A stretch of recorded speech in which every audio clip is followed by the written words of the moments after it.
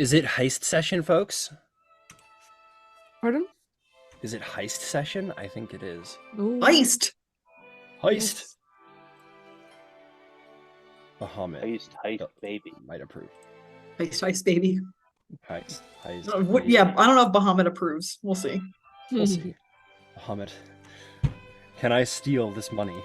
No! Avert your eyes! I heard yes? I heard yes? Okay. That's not what I said! I'm adding to the horde. It's yeah, okay. adding to the horde. I'm protecting my friends while they do bad shit. Right. Okay. Wait, it's not as much a heist as it is a sting, right? Like, aren't we working for the law? That's up to Just saying. Jules. She's got some options on her plate. She's got some directions she can go. I'm excited to see what she does. Okay, guys, welcome back. You are heroes of Westruun. Congratulations, Aurora and Cord. You solved all kinds of problems. I've already listed them 100 times, but I'm gonna do it again. You guys stopped child kidnappings. You guys stopped the sort of citywide nightmare situation. You stopped fiendish warlock tiefling dream readers. You waylaid a magical catastrophe, and you stopped a demonic incursion upon the material plane. And we saved a murder wave. And you saved a murder away from her own despair and from killing men on the road, which is terrible. And you guys just have done so much good stuff for Westruun, and they plan to pin metal on your chests, give you gold rewards. You've already received about half of them, but the week is still young. There's still much to be rewarded for. Into which we completely swap gears into Jules' drama. It seems that in the wake of the disaster, the Hazel Festival's just around the corner, and thus Jules' great heist is just around the corner as well. She must steal a large sum of money for the myriad. It seems the myriad has been doing little minor thieving operations, probably cooking some books, this and that, and has managed to ensure that the city of Westruun will be putting forth a larger than normal sum of gold to pay back the League of Miracles for their construction contracts that they are deeply, deeply indebted to. That is the target of Jules' heist. Jewel went to the Lord Mayor and told her everything about the myriad that she knows. People, crimes, things like that.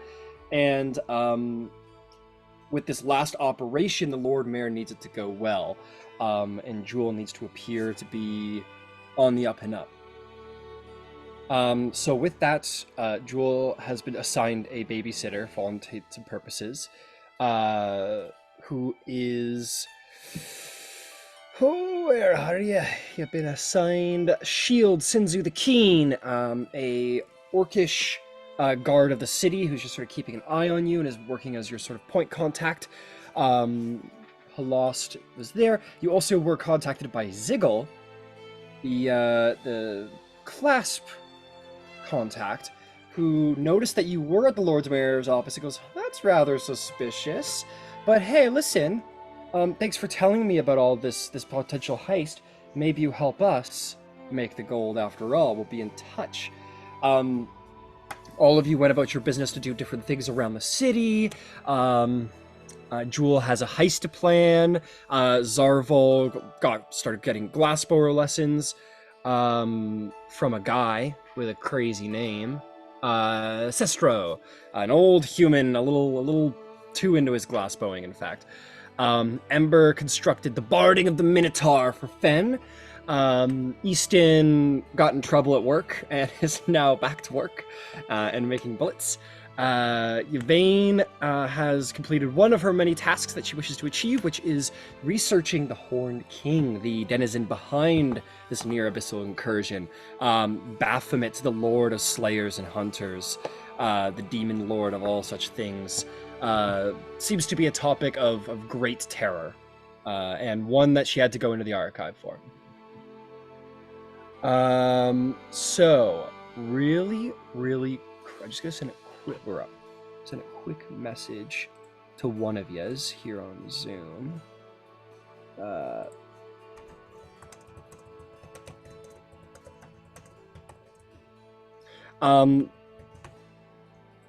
Sweet. So I know Yvain has a lot of stuff to do, and you know what I think I'm gonna do? I want to start with you, Jewel, as you begin to plan your crime, so that you could begin, so that I can give you the information around the crime, and then you can begin to get a moment to figure out what you want to do with it once you have the information. Okay, my friend. So, I need you. I want you to make me a stealth check to start. We're going to do a little skill challenge to see if you garner the information you're required to get. Okay, that's 21. Let's see. That will do. Go ahead and roll me an investigation. 24. That will absolutely do. And for the last one, you may pick which skill you would like to use. You could use either investigation, perception, deception, or I'm going to add a special option. You may use you're good with playing cards? Nope, dice. Dice. That will work just as well. You may make a intelligence-based dice check if you wish. I think I can go for perception because that's the highest thing I have.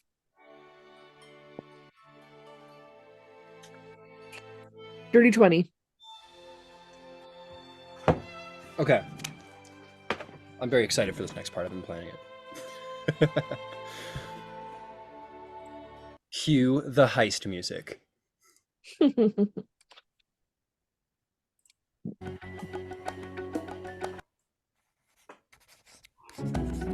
All right, so here's the deal, Jewel. You learn that after you have given the information to the Lord Mayor about the potential heist, you sort of, you're scanning around, you're going in and out of these places, you're looking through the books, you're gathering information. You learn that the Lord Mayor actually changed the location of the heist.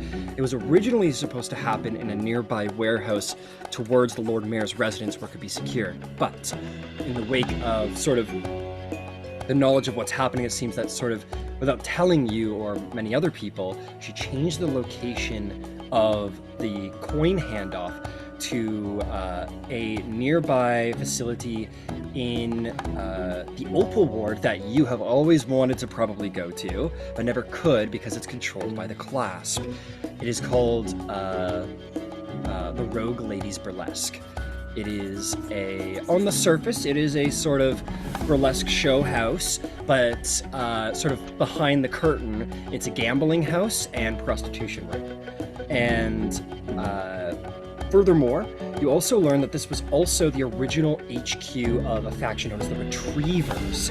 The Lord Mayor was the leader of the Retrievers when the Margrave, the sort of tyrannical Margrave rule, and the Retrievers overthrew the Margrave and instaured this new government she's spoken of, the Lord Mayor election governing practice, so to speak.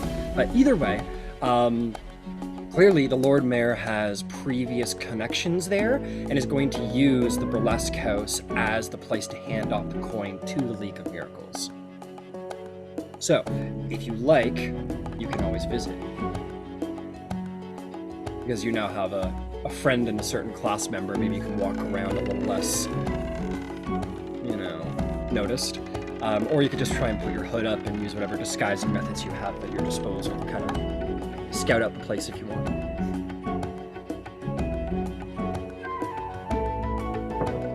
All right. So what would you think as part of your planning, so you learn all this information, this is all sort of third-hand information, or second-hand, I would say. What would you like to do as part of your preparations or your investigation?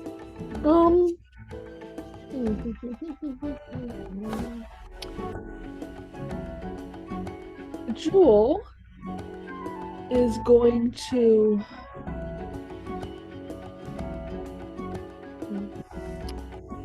I think let the myriad know that the warehouse near the residence was where the stuff is. Okay. And tell the Clasp that the the Rogue Ladies Burlesque is where the actual money is. All right. Very cool. All right. I want you to make me a deception check to fool Halas into believing what you have to say.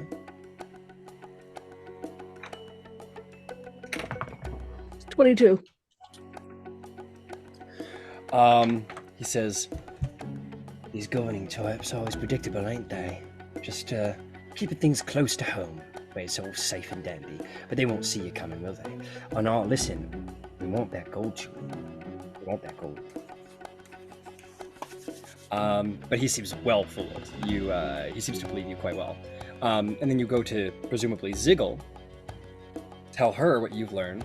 She goes, "Really? Handing it off at the bar? I mean, she pays us for protection. And we have a couple people who sort of protect our facilities, but we don't always know what's going on behind closed doors. How sneaky of the Lord Mayor to try and pull one over on us. It's unfortunate. I know we know the den mother there. She's an old lady who used to work in the trade. Her name's Honey, or that's what her clients used to call her. Well, she wouldn't lie to us. We've been in business for, well, as long as anyone can remember. So they're probably pulling a fast one on her too? Not too kind, wouldn't you say? Not kind at all. Well, you came to the right place because, well, we know a thing or two about that place. I happen to know that they do have a stone cellar, and that stone cellar has a grate in sort of the main room where the trade may be happening, if I had to guess. Seems the logical place to do it. And there's a grate right under the floor that leads into the sewer systems right underneath. I mean, it's not openable, it's not an opening hatch or anything, but it does lead to the sewer system.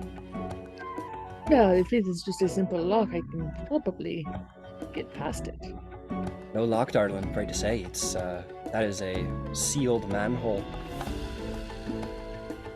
If you're going to get through that, you're going to need to be a little bit more clever. Yes. There is always a way. There's always a way. She'll sort of draw you up a map. She will also say to you, if you want to go to the burlesque and take a look around, scout around, just make sure your hood's up, you know? We don't want people knowing that we're like best buddies now and everything. Who are you again? Haha, no one worth noting, that's for sure. Or at least not yet. But feel free to go wander around, maybe keep your hood up, be a little low-key about it. Hey, bring your friends. It's a very, very fun place to visit, I can tell you that much. First-hand experience. Sure it is. Perhaps my good friends Arvog will enjoy going there. Might be worth a little scout if you don't raise any alarms. Keep in mind, if you head over there and, you know, someone does something suspicious, it might freak out your Lord Mayor. Might decide to change place altogether right again. Yeah, I am sure that the Zarvog will be quite focused on other things than my purposes for being there. It's always good to bring a distraction, as long as it's not too good a distraction, if you know what I mean.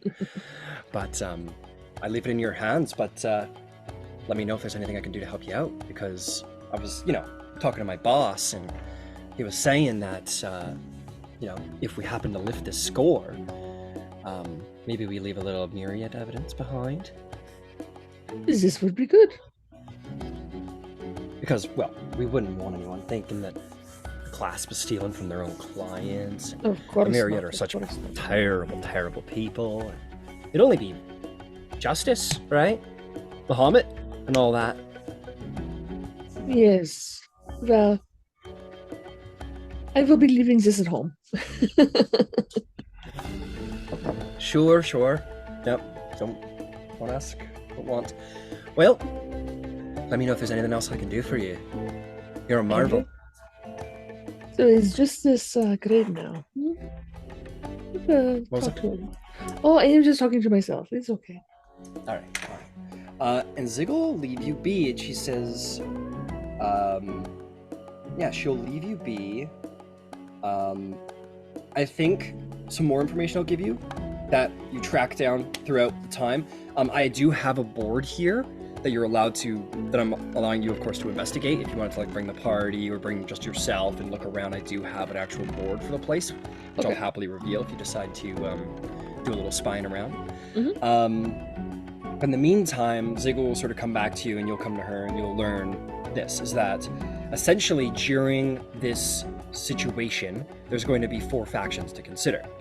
The first faction is the actual Burlesque House security, which Ziggle says, listen, the smartest thing the people, the fool who runs the place ever did was started paying us protection money. Because, well, he runs a good house, but he doesn't know security from a wet napkin. So that's not what you need to worry about. What you need to worry about is the clasp enforcers. But since we're working together and all, well, that shouldn't be so much of a problem. What you truly, I think, you need to worry about is that, of course, the League of Miracles is going to be there, and they're going to want their money. And the Westruun will probably be sending its own contingent of elite guards to make sure the transaction goes well, and they will want to make sure the transaction goes well. And then, of course, there's you all, faction number 4. And hopefully the Myriad doesn't send anybody extra. If I have already informed them that the proper place is the old place. Ah, enemy already eliminated. Very good. Just 3 others to contend with. Yes. Okay, that is, I think, gonna be, unless you have other questions for her, or if you have anything else you would have liked to have investigated, let me know. Not at the moment. That's pretty thorough. Yeah, okay. And we can come back to you, and if there's anything that you missed you want to investigate, you can let me know then, and that's perfectly fine. Okay. Cool. All right, so we are going to cut the heist music, and we are going to go to just regular Westruun stuff, totally legal things, maybe. Okay, Yvain, I know you've got a list, my friend. Why don't we hop over to you and start chopping them down? So, you have devoted the majority of your week to the study of the Horned King, but you do have some time left. What else would you like to do? All right, so one of the things that was supposed to happen in the library on the first day is that Blaine Cravrog was going to just randomly show up and start talking about Shade Barrow. That's right. I will say this, because I had one other thing that I wanted to look into, and you're like, you can ask a question about it, which is cool, because I only have one question. And it's about the organization of the Cobalt Soul. So those are the books that I would want out, because I don't know anything about this person. But I don't necessarily want him to know that I'm looking into the Horned King. Like, that's, Yeah, no problem. it's not, he might be perfectly fine, I just don't know him, you know? And that seems, a lot suggested that needed to be very close to the chest. Yeah, I think generally speaking, the summon of demonology is just, like, a big red flag. Like, obviously the Cobalt Soul is aware, like, you handed out all the information, and told them about your adventures, so obviously they're like, okay, it's a academic curiosity about the entity that she faced. Like, it's not like you're thinking of summoning demons. So yeah, obviously they were cool about it, but yeah, usually people might be a little, like, irked. Yeah, When people summon demons, I get the ick. I wanted to be clear that none of that would be on the table when he found me studying. I would be looking into the organization of the Cobalt Soul. I imagine you would be in a private room studying such sensitive content, so that's not an issue at all. No problem. Okay, so why don't we get your information about the Cobalt Soul down? So, a character who spends 1 hour in the public section of the Cobalt Reserve can make a DC 15 intelligence history check, discovering any piece of common knowledge in Tal'Dorei. So go ahead and make me a history check. At the end of, we'll say, day 1, as you do a little extra study to just get your Cobalt Soul knowledge. All right. It's an 18 on the dice. That'll do. Yeah, I guess it would. It's a 19 total. Nice. Yeah, DC 15, you're totally good. What piece of common knowledge would you like to learn about the Cobalt Soul? Or is it just like, I just want to generally know more? No. Very specifically, Is there a branch that deals with current events? And is there someone in Iman? Is there a facility in Iman that I could contact? Like, I'm only going to be here for a few more days, but I want to be able to continue the work. So let me go to Iman, but my contact here really isn't about dealing with adventurers. He's more of an arc. Like, at one point, past was present, right? And knowing the history that I know, knowing Mentor, there was a time that she did get involved because it was necessary. So it seems to me that there's somebody who wants to know what's going on now. It's just not Solomon Rothtree. Yes. Is there that person? Well, you can speak to Solomon and be like, who's in, like, you probably have more, you probably have more luck actually speaking to Solomon. So if you want to carry that check over to something else, he can tell you about who to get in touch with in Tal'Dorei, or in Iman, if you're headed that way. Yeah, there is one more role that I would like to carry on to something. It's not research exactly, but it's close enough. And this has to do with the nature of the Genasi. Okay. Okay, yeah, that's easy. Yeah, you can definitely. You and I talked about this. So, all right, what does Yvain know? Here's what I'm trying to put together. What does Yvain know about being Genasi? Does she put together that it's the coupling at some point in history in a line, not directly necessarily, between a mortal and a primordial being, like a genie or something? And has she put together that in order to be a patron, you would have to be that kind of primordial being? Maybe not like that's the kind, like similar in type, not that specific. Like, that makes sense, you know? Yeah. So let's first thing first. So you go talk to Archivist Solomon Rothtree, who, by the way, would have been the one who sort of allowed you to get access to the Horn King knowledge. He would have like looked at your thing and been like, all right, yeah, no, let's get you those books, and would have been the one to like give you clearance to go get those.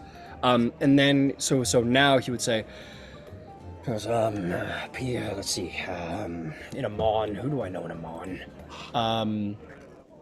And he'll kind of like look at everything that you've brought him. He goes, well, you're go getter, I'll give you that. All right, I'll tell you what. Let me go ask the High Curator something. And he will stand up and he'll kind of walk off. And he'll come back about like 20 minutes later. Like maybe you go read your books, and then about 20 minutes later he comes and finds you, sits at your table, and goes, all right, Yvain. I talked to High Curator Casillas, and she has allowed me to impart some information upon you. You clearly know what you're doing, and you come from a good group of people, and you're sort of, you know, for want or lust or not, you've been sort of thrust into the secret things that happen behind the curtain, and what needs to be done to keep the world running. So, we have a monk in Amon. They're definitely probably going to be your type of person. They go by the name of Cressida Holt. They're half-orc.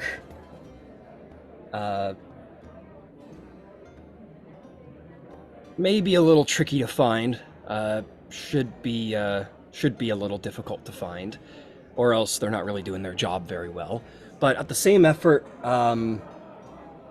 if you ask around sort of high society, you'll probably find them.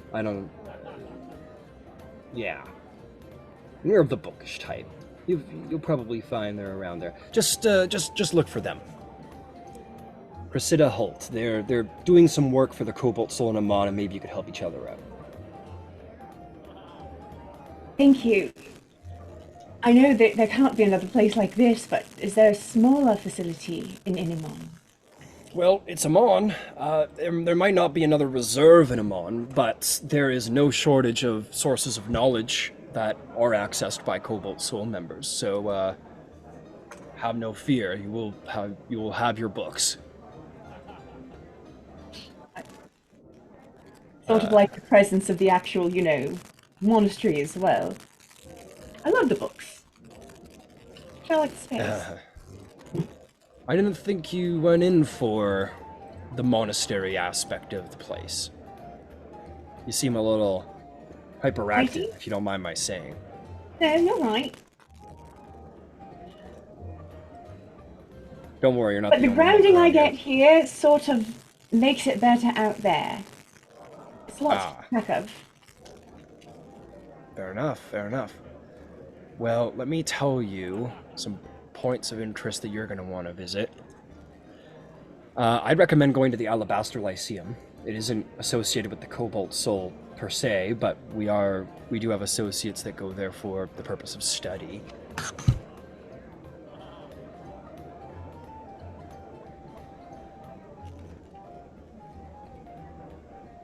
It's sort of like a university, place of higher learning.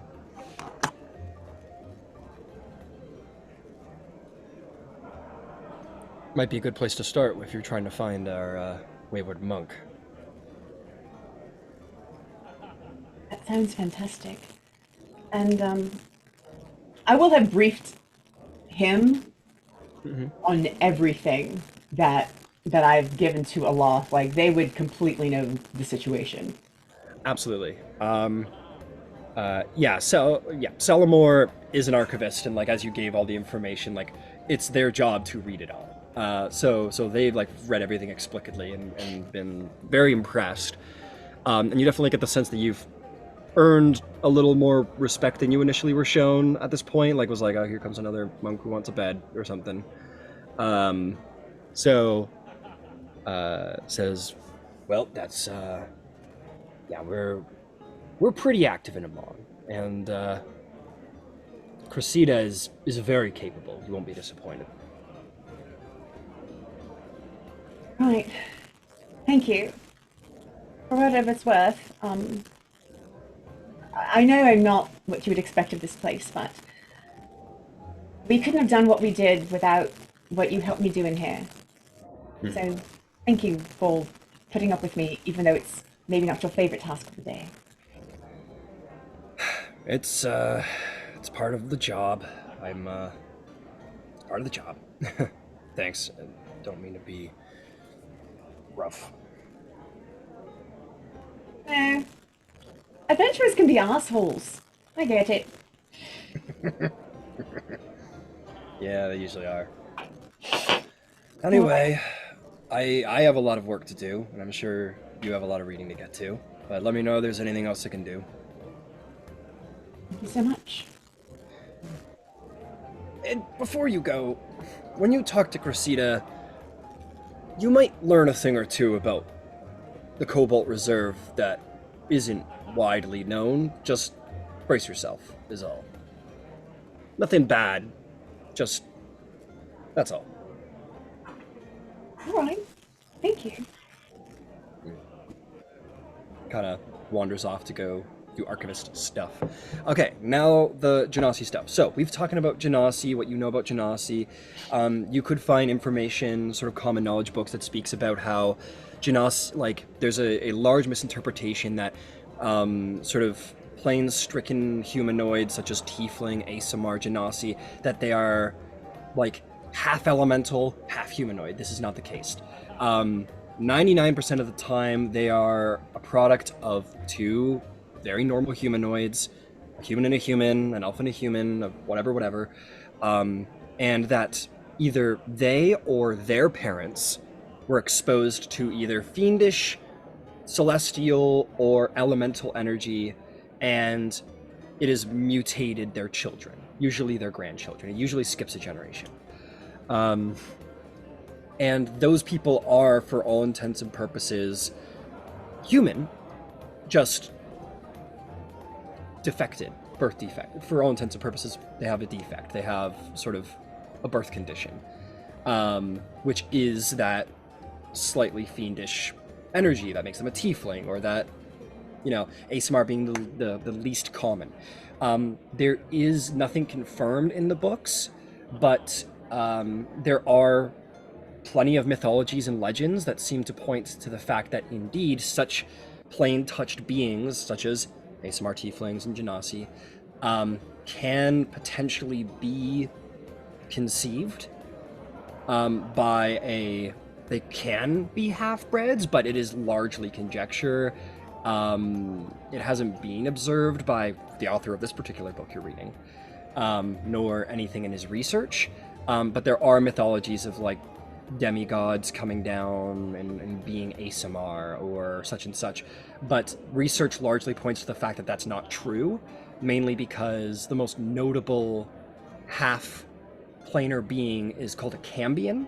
There's like an image of like your classic Lucifer-looking individual, red skin, leathery wings, horns, devilish grin, and says that a Cambion is produced when a fiend, a devil or a demon, mate with a humanoid, and out pops a Cambion, which is a true fiend, and are very distinct.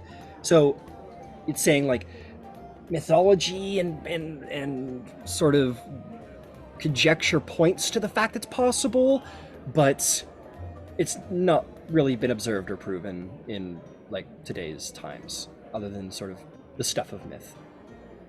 So that is what you would learn.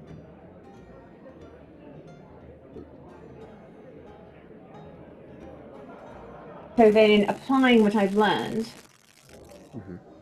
do I think that the 4 individuals we met last night, do I believe they were primordials or primordial beings of some sort?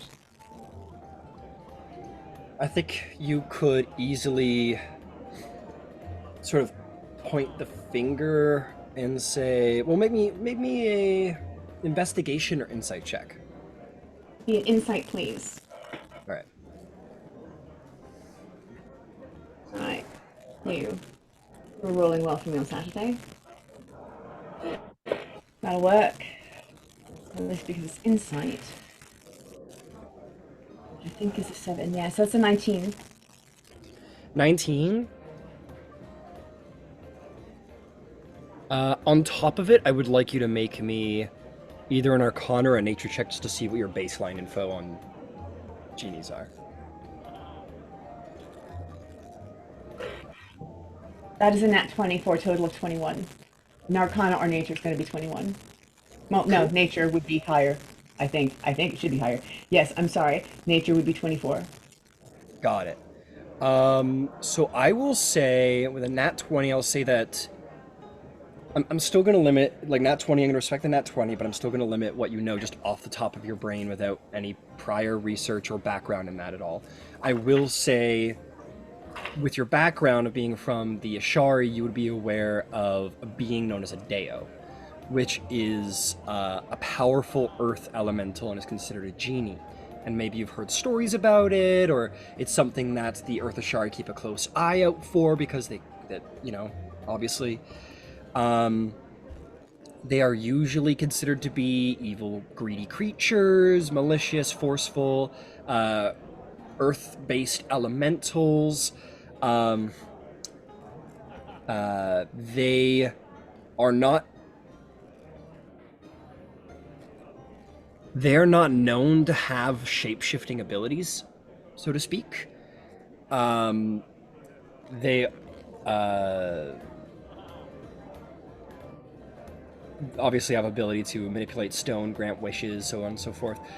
But the thing about genies is that they don't get along with other genies very well if they're of different elemental planes. So what I think you could put in your mind is, like, there was the 4 elements, but like the idea of a genie of each element coming together and working together hand in hand is like, it's ludicrous. Like the idea, it's the same thing as like a red dragon and a gold dragon working together for the same goal, or fucking Hitler working with Winston Churchill or something. Like the idea, it's insane. It's like pure good meeting pure evil, or like fire and water, they hate each other. They do not get along. It's like on site. Earth and air hate each other. It's on site. Don't like each other. Same with chromatic and metallic dragons. They're just, in nature, completely contradictory.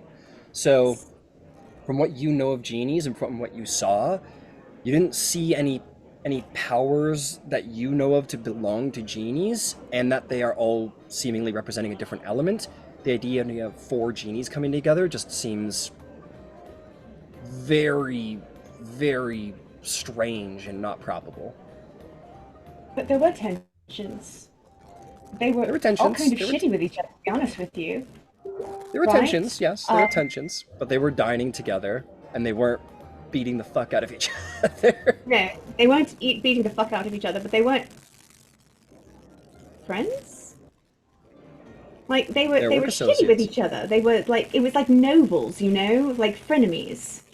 Yeah, but Alright. not on the like that level of not getting along. Like, I can't even begin to express how much they hate each other. No, they like it's just, it would never happen. I get it, but they could be they would not be in the same room with each other unless they were trying to murder each other. That would be the only reason why they would ever. But they could be lesser beings. Like they wouldn't have to be like that. They were like the earth elementals that are not this, that are lesser, and maybe not as pissy. Well, you rolled for genie. I'm giving you information about genies. Oh, got it. All right, never mind. So moving on. Yeah, I don't want to sit here and go through every elemental, unfortunately. No. But that is a general rule. I will put that forth. That is a general rule. Generally speaking, elements of contradicting elements hate each other. It's on site most of the time. Not even most of the time, like all the time. Okay, so why don't we... I know you have more stuff you want to do, Yvain, but we're going to steer away from you for a moment. Is there anybody else who had stuff they wanted to do during the week leading up to the Hazel Festival? Can I get my shield fixed? I don't think I ever did that. Just above the table. Yeah, you can get your shield fixed. You go to some guy, and he's like, "Holy fuck! What were you There's a big holes in fighting? it. Were you fighting a fucking Triceratops? What the hell?" They know what that is? They know what a Triceratops is? Yeah, I read a storybook. You never read a story? I love books about dinosaurs. My pop's always read it to me. Okay, that's fair. That's something like that. You could say maybe a Triceratops or, a Minotaur, something like that. Or you one of them conquistador fellows, are you? Sure. Yes, we'll go with that. Alright, well, I mean, I can repair your shield, but it's gonna look real shit because I'm just gonna, like, basically nail on a giant, like, patch of metal onto your shield. Or you could just buy a new shield, honestly. Yeah. I feel like that's the better Alright. option. Alright, I'll be 10 gold and I can get you a new shield and this can be scrap. Or you can keep it as a memento of your bullfighting. I will, I'll dispose of it. Alright, cool. He'll buy it at like a quarter price because there's a giant hole in the middle of it. Yeah. So he'll buy it for like 3 gold. Right. So 3 gold, and then it's a 10 gold for the new shield. Okay. Fantastic. I will do that then. Alright, is there anybody else? Zarvolg. Yeah, I just want to pick up anything that I have about the city. I can't remember exactly what was still out there, but I had I had some crossbow bolts that were being made. I think I got those. And Ben's barding and all that, right? Mm-hmm. Ben's barding should be on his sheet by now. And I think I did message at the end of last session. I was like, okay, everybody just take what Everybody got their stuff. Okay, good. All right. And then I'm not sure how much time we have. We might be out. I already got a week of glass blowing. Do I get any more time for that or no? No, that's it for that, unfortunately. Okay. Like you can do little like side MB or RP or stuff like that, but no problem. I was going to do a little bit of hunting outside the city. I thought I would donate some meat for either the festival or for Ulf or somewhere. Okay. Yeah, you did like a little patrolling, maybe a little hunting. Yeah. What's the truth of that? You're donating it, you said? Yeah, I mean, I was going out with the specific purpose of just he wanted to get a little hunting out of his system, and he figured whatever meat he got, he would bring back and kind of offer it up to, Alp's been pretty good to us, or if there was an abundance, maybe donate some to the Hazel Festival. Got it. Yeah, you head outside the city. And why don't we play around with that? I am going to ask the party to do something I haven't asked any party to do in a little while. I'd like everybody except for Zarvolk to leave the chat, and I will put a message in the Facebook whenever I would like you all to return. You can feel free to start like a Facebook call if you want to hang out in the meantime, of course, and I'll send you a message when to return. Perfect, because I need to do a little tech.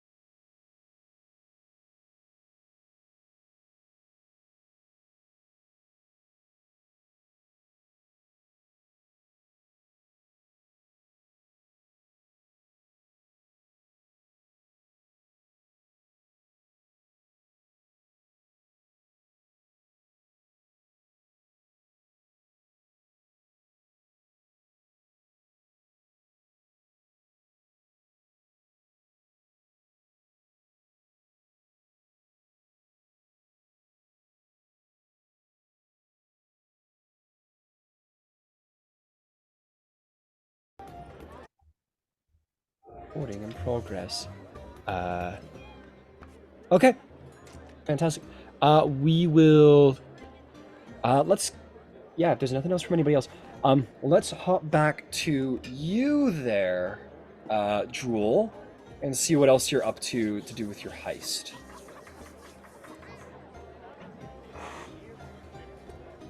So, is there anything else you'd like to do? Investigate? As it stands, I'm going to meet up with the others. Okay. In one of the rooms in the inn, not the tavern area, but somewhere private. Yeah, sure. No problem. Meet wherever you want. You meet in the stables. You can meet in one of the rooms. Yeah, plenty of spots. Okay. One of the rooms should be fine. Sweet. They go, oh my god, it's the Aurora Concordant. Okay, bye. And you guys all hop into a room.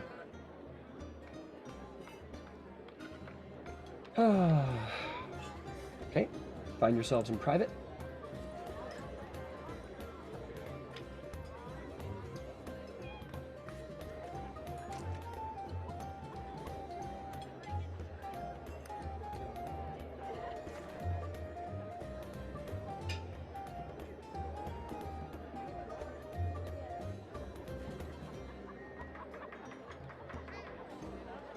You say anything to them? Okay. Sorry, I was waiting for you to populate the board. I'm spacing out a little. No right. problem. I'm just It's okay. doing this. Yeah. All right. So when everybody arrives, Jewel will mention I guess so this is the situations that we have right now. Where I am very grateful to Westruun for all they have given us. I have also been treated very poorly by Westruun growing up. And I believe that a relationship is the clasp maybe to our advantage outside of Westruun. Okay. I like the So, class. so what I am proposing is we sting the myriad so the clasp can swoop in.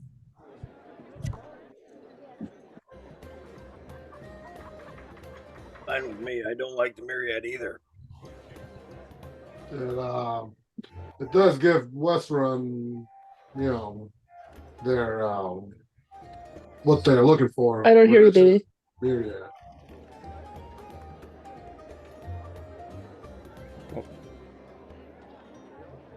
What just happened? I don't know. Oh, You- it looks you like could he hear your Eastern. froze. Oh, Looks to me like he froze. I could see One him moving. second. Okay, Okay. 1 second. Okay. How's now? That's Can you guys see me? Or- Yeah, we can hear you. You're coming through both. Oh, well, you might be good now that you walked away, but yeah, you're good. Yeah, well, it seems to give the Westruun what they're looking for, which is the myriad, and gives you an opening and clears your name, sort of. I imagine that seems to kill two birds with one stone, Joel.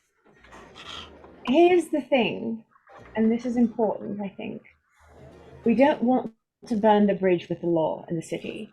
I agree. I don't like the way they treated you in our interaction. It totally pissed me off. Class bastards. All right, and I have sympathies for the class, and I think the myriad sucks. I think it would be exceedingly unwise for us to burn the bridge with the law. It will make things harder for us in Iman. It would not be us stealing from the law. This is the thing. But you're already. This will not come back on us. That's the one key. So long as it doesn't come back on us, I'm fine. As far as the myriad is concerned, the package is at the warehouse near the Lord Mayor's home. So they will be going there to I will be going there to steal the package. Oh, that's Okay. tasty.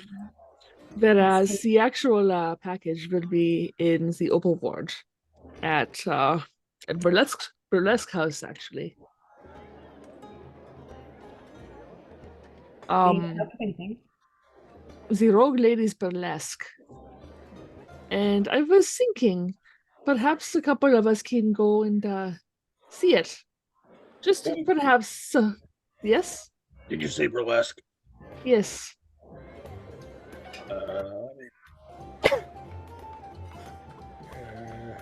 Like a show? Among other things. Yes! Oh, it sounds like so much fun. Oh, shit. Probably shouldn't invite Anna, huh? Mm. Probably need to keep it between us. All right. It's for work. You can blame me if she finds out you were there.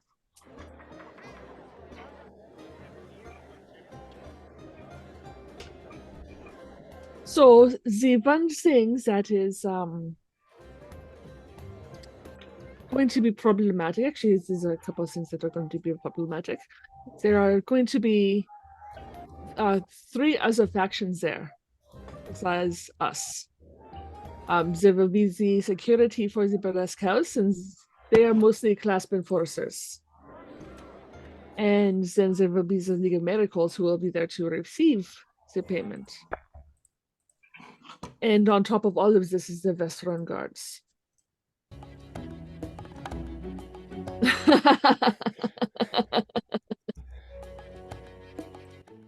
Oh, shit.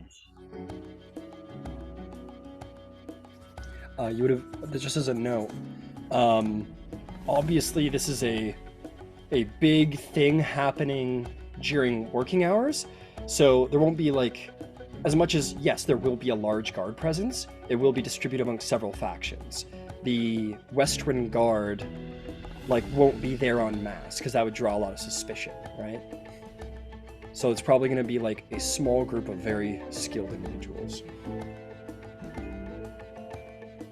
And as far as this heist, I imagine it may be easier to hide in plain sight, as the festival will have many, many visitors.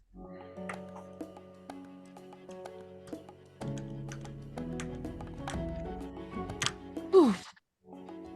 All right. Well, while I do love good strategy instead of tactics, it's probably a little outside my realm.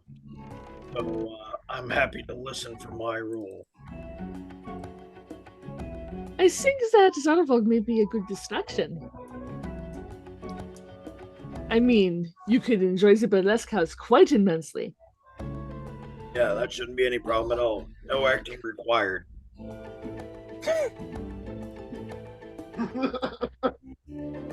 Love it so much.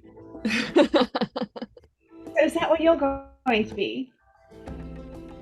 No, you're not going to be there. You're going to be someone else. I am going to see if there's a way to be at one place after the other place. Perhaps we can somehow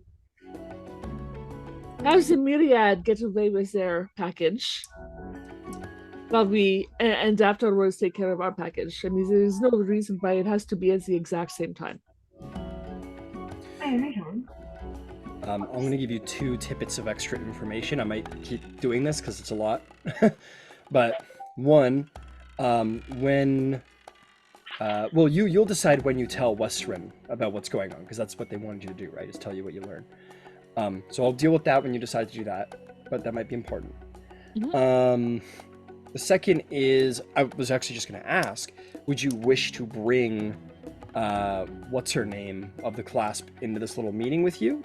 Yes. Yes, okay, she would have been happy to attend. You guys sort of would have walked into the room with Jewel and saw this dwarven woman. There is a handout for her in the Roll20, which I will post again. But she is sort of dressed like a rogue. She's got all the sort of belts and pouches and stuff. She's got sort of like the hood and the cloak and sort of the sly grin on her face. She introduces herself and says, well, good to meet everyone. I'm Ziggle. Pleasure to meet you. Class. Nice to meet you. Yeah. Okay. I'm just here to contribute where necessary. Please don't mind me. The one thing that I'm worried about is the access to leave into the sewers. Perhaps there would be a way we can make that accessible before we do the job.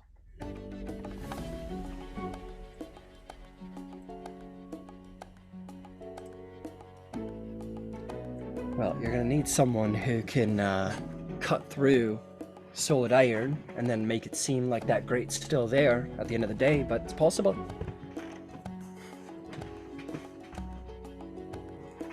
What about melting the hole and putting another plate inside of where the hole is?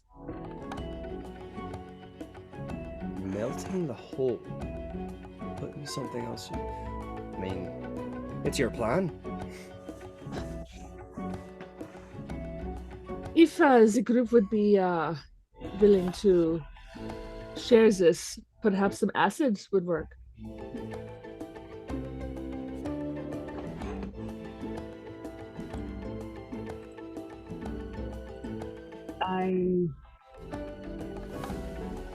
Do we have any on us, or do we need to go purchase it, or can someone make it? I can make a limited quantity.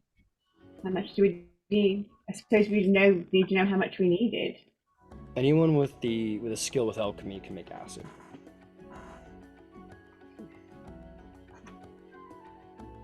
if I can get to the shop and whip up a batch or two with my supplies. But, Well, I can produce 8 ounces a day. Oh, that's right. I forgot about that. That saves a lot of time. There, are we sure as it gets through Soul Steel? Seems might have some magic properties to it.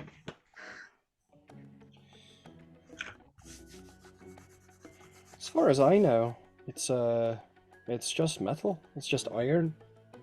It's an iron grate, sits in the middle of the floor, the main room in the basement. Probably where the meeting's taking place. I don't know where else they'd take that meeting. Certainly not in one of the girls' rooms.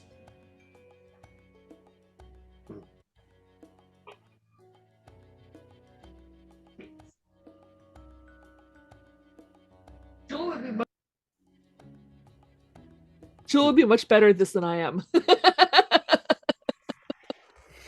Jewel, you're Jewel. I know. Spending too much time barding around? Yeah. Probably. All right, so Jewel will look at Finch and Ember, and you two have been very silent.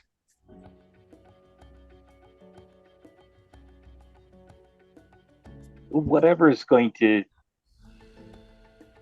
get you out of Hawk, and if it discomforts the myriad, I don't have a lot of interaction with them. What I have had has been negative. I have had much more positive outlook, not necessarily personal interactions with the clasp. They helped my mother out quite a little bit, and other members of Amon during the issues with the Cinder King. So I'm willing to back their play just on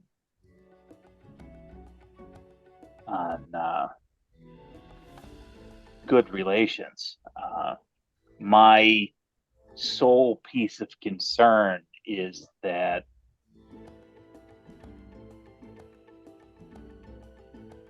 we're thefting from one of two pockets. We're either thefting from the League of Miracles, which I'm not okay with. Straight up, I'm not okay with it. Or two, we're thefting from Westruun itself. If we were stealing from the myriad, I could care the hell less. Sign me up. I'll burn some of their stuff down. But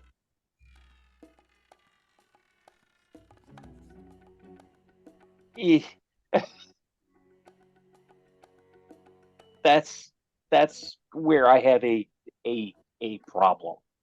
Yes. Is the people of Westruun have done okay by us, and Yes. or at least by me, and if the money is coming from the government, it's tax money. That's true. Yeah, good point. And Good point. And they will raise the taxes. exactly. Oh, And that's going to hurt people like Tamlin's mother, yes. Lorelai. Oh shit. Yeah, no. No, it's got to be something else. Well, you also got to remember, friends, that that's the tax money and all such. But, you need a way to get yourself some protection there, Miss Myriad. I mean, Lord Mayor Westruun can help you as long as you stay in Westruun. I mean, that is if you watch your back for the rest of your days. But the clasp is everywhere. The clasp could go where the government can't go. class can protect you from the myriad and do more by you than just that.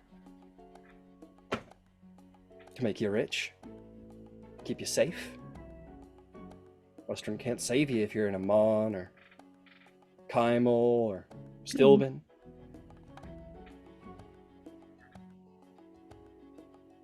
If there's a We are planning on leaving pretty soon.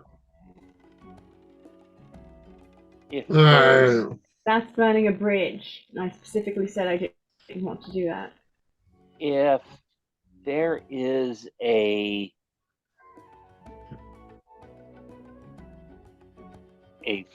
false package that the myriad are taking, Mm-hmm. in theory, they're going to take that to a strong point, a vault, a something of theirs, which in theory would have perhaps sufficient remuneration for our associates from the clasp. And that would be directly robbing from the myriad to feed the wolf that we do like. Is this?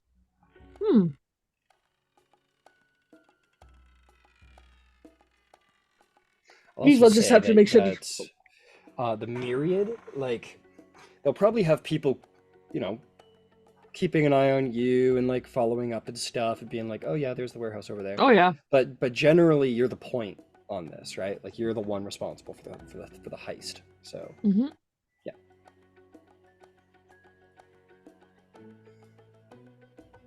So, in a way, you could set them up to be taken by Westruun and also rob them. And by rob them, I look towards the dwarf. That's when you step in. I share the same concerns here about, you know, just it's definitely an odd reaction to rob the city you just saved, so understand that. Now I do want to get you the safety jewel, and playing this one close to your vest here, so I would say that I think Ember's on to a better angle if we get the clasp a bigger prize. Maybe that'll Bigger save everyone here. prize. I've heard Oh. that the money they'll be handing over is a veritable dragon's hoard. Bigger.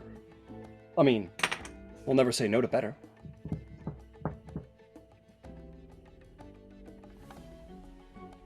Not only will you have the their own treasures, you will be fucking them over. So you and propose that in itself is a reward. That is quite right. So you propose that we hit the myriad rather than Westruun itself. It seemed to like I this think plan. that's a worthier target. Well, it's worth putting out that you, and she knows some, but did you inform her of, like, she knows that you went to the Lord Mayor's residence? Did you inform her what you did at the Lord Mayor's residence? No. No. Okay. She says that's... So she doesn't know that you guys are about to sting the myriad and possibly take him out of Westruun. Yeah. She says, that could be good. I mean, if you got information. No point in acting on it. This is one way to get rid of the myriad at this investment. So this will make you the top dog. That's honestly the primary goal. We like our gold and we like our accomplishments, but we want those fuckers out of Tal'Dorei. That's the main goal. So, yeah, if you can get, hey, if you can get the myriad out of Westruun, and, or I don't know why she would say that. Sorry, I'm trying to keep straight what she knows, but she doesn't know. She says, but yeah, if you could hit them and you could weaken the myriad, that certainly wouldn't be two birds in one stone. My boss would be happy with that. Has to be more than what we could possibly be earning here, though. Mm. Well, I am not privy to what they have in their vaults. Then it is a lovely dream at this point, is it not?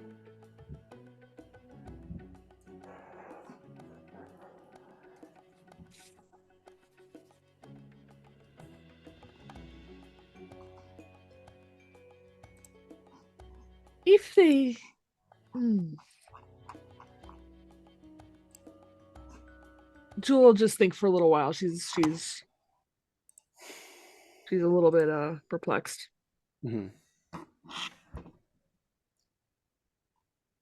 All right, walk me through this again. What are we trying to do?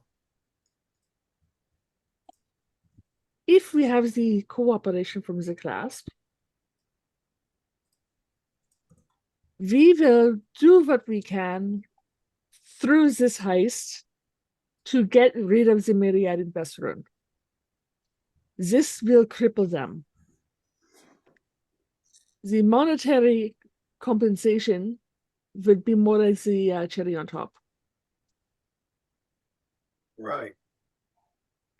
If we were the sole power in Westruun, that certainly would be, but I don't know where you're thinking that you're going to be getting the myriad out of Westruun. We went from a tax heist to kicking an entire crime syndicate out of a city. I don't know how you intend to achieve that. Yeah. 1 second.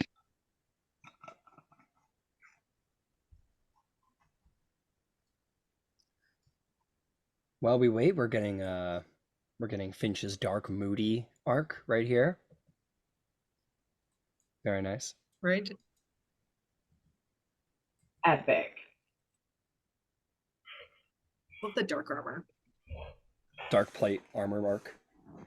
I went without the dread helm too. I felt like that was a little much. Yeah. You could have done like one of good. these without, one of these with. That could have been cool. But this is, yeah, no, this is a sweet mini. Could you put the helm on the base? Oh, Yeah, I you guess I could do that. But I'll wait till my next upgrade. next upgrade, it's coming up. Love that so much. I was so happy when I discovered morphs. Oh, made me happy. Yes. That's gotta be awesome if you play like a druid, right? Or how annoying is that with people who play a druid, where you have to have like. Oh yeah, I used to before they put that in there, it was a struggle having to like replace the mini and then replace their stats. I was like, Right. oh my god. Who's your? All right. Okay, yeah, go for it. Jewel would like to try to persuade her. Okay, what are you trying to persuade her of? Okay, here we go.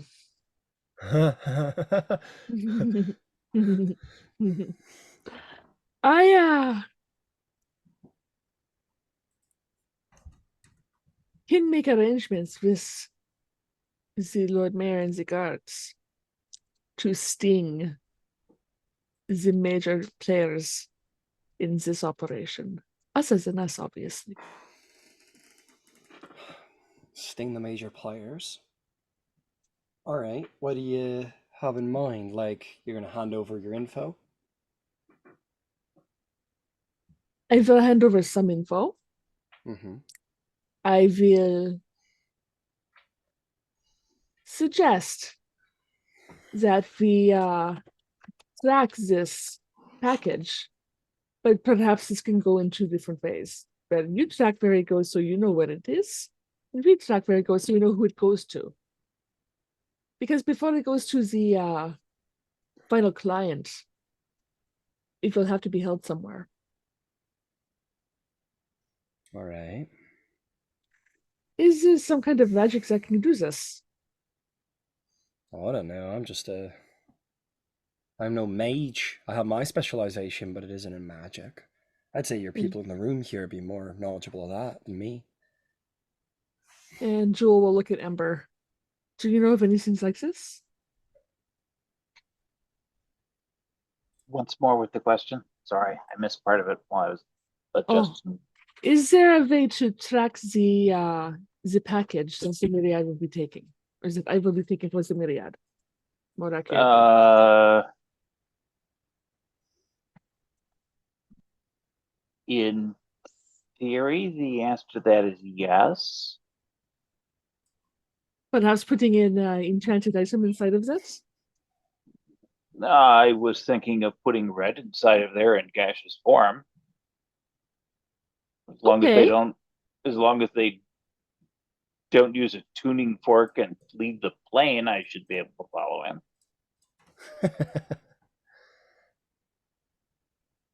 Okay. Reed, I picked up the invocation that gives me on the same plane connectivity. So Okay.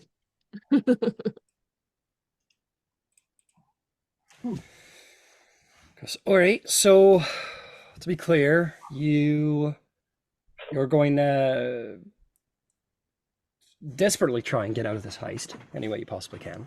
You're going to give the Lord Mayor information about your associates in the Myriad. You're Yes. going to have them hit the Myriad, have Westruun hit the Myriad, and you're going to take from them. Is that what you're saying? Yes. All right. Interesting. And if we find out where they keep their reserves, then the clasp can move in and take this before the Westruun takes it. I don't know. That's a hard sell. I mean, letting this big score go out from under us. I mean, it's happening at the Hazel Festival. It sounds like you've been preparing for the wrong heist, my friend.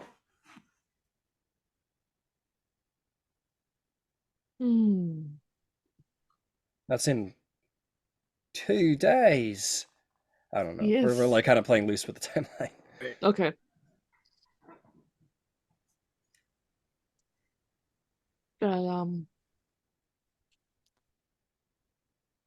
Listen, I'm gonna be real honest with you here, all right? I want to make this working relationship as good as possible, and I understand your friend's concerns, but we're thieves, all right? You're a thief too, and I get you all love your Westruun, and don't get us wrong, we love Westruun too. You know, it's got lots of great things about it, and we help out here and there, but we got to make our due. And if, you know, this floats by, it's such a good thing for us to do, but what does the clasp get out of it? Letting this big bag of gold go by for no other reason than it's the right thing to do? Well, other than getting rid of the myriad. Oh, it's a pretty loose we'll get rid of the myriad. I mean, your plan is basically I'm going to tell them what I know and hope that they have enough resources and that they work well enough and that they don't have myriads sitting around the Lord Mayor's residence telling them everything that you say, and don't outmaneuver your Lord Mayor. And then hope that they get taken out, and then in the process of getting taken out, you sneak in the back door of their vault. I mean, we're the clasp and we've been struggling with the myriad. And you're thinking you're just going to swipe in and take them out in 2 days? I understand your hesitation. But we are very resourceful people as well. And if you give us a chance, I'm certain that you will have one less problem to deal with at the end of this. Make a persuasion check. This is a pretty high DC. You're trying to ask a thief of the myriad not to try and heist a huge pot of gold. Oh, I didn't pass it. I just got a 13. Yeah, 13. It's just a 13. She says, well, I could see you all don't really want to do this, and that's fine. If you don't want this shipment to be attacked, taken, what have you, I don't know. You got a day or two before the big thing. You've been prepping this whole heist. I don't know how you do it, but if you bring me something concrete, a concrete plan locations, names. Give me something that's worth more than this. Maybe I'll consider it. Maybe I'll consider being stupid enough to bring it to my boss.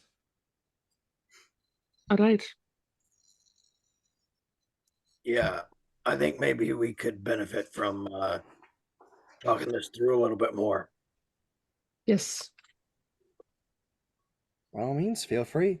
But I'll also put out there, keep in mind, friends, you did just save all of Westruun from, I don't know what the stories say, from the fucking devil coming down and stepping on it. I mean, Yeah. And sounds like lots of minotaurs. Lots of minotaurs. lots of minotaurs. You see, you saved Westruun from being trampled by a horde of minotaurs. I think they're happy. I think I think they're breaking even in good stuff with all of you, if you follow my meaning. Even if the gold goes missing. With that, I shall have my adieu, and you can all speak privately about your morals and such. Good luck with them. And she sort of hops off the bed that she was sitting on, and she'll just sort of do a little flourish and walk out the door.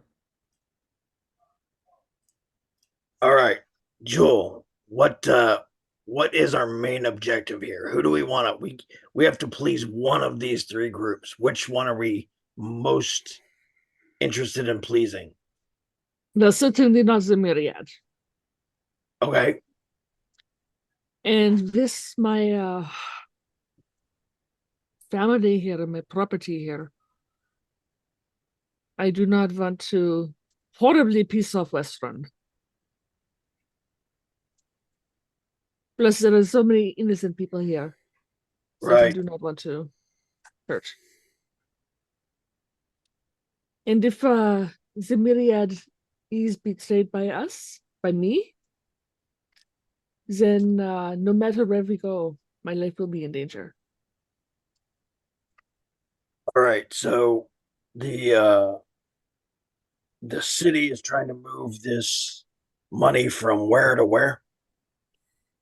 From Westruun to the League of Miracles. I see. And this is it's going to be one movement, a continuous route. It will be a handoff. I'll give that to you as part of your research for heisting this. You know that essentially one of the captains of the Guard of Westruun is going to bring a small contingent of about 4 veteran warriors to the burlesque, bring probably 2 chests worth of gold into their basement, where then they will then meet the League of Miracles, who will come and arrive to meet them, and will probably use magic to teleport it to a different location, which you have been unable to figure out where that location is. Okay.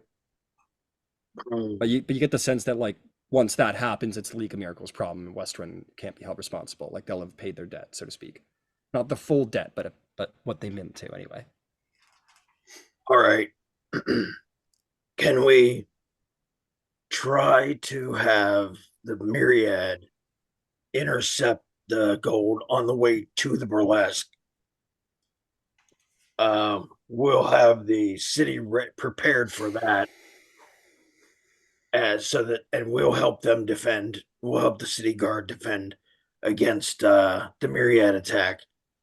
There you go. We've saved the shipment on its way to the burlesque, and then once it's in the burlesque, we can somehow figure out a way to help the clasp try and get their grubby little hands on it. Does the myriad thinks that the shipment is in a warehouse near the Lord Mayor's mansion? The actual money is coming through the burlesque house. Oh, okay. So the myriad's already sort of taken care of. They're going to show up to a shipment that's not there and be met by city guards. Is that right? This is something that they expect me. Oh, is that right?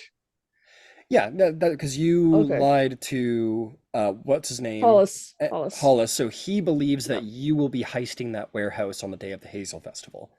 Okay. So he effectively will not be looking in the direction of the burlesque. So for all intents and purposes, the myriad's been taken out of play for the sake of this heist. Mm-hmm. The only factions left to be worried of is The clasp of Westruun, Westruun. the League of Miracles, and the clasp itself. That might make things easier. So we, participate on the myriad end of things and let the city guard think that they're in the clear to take the treasure to the burlesque. And on the way to the burlesque, they get intercepted by the clasp.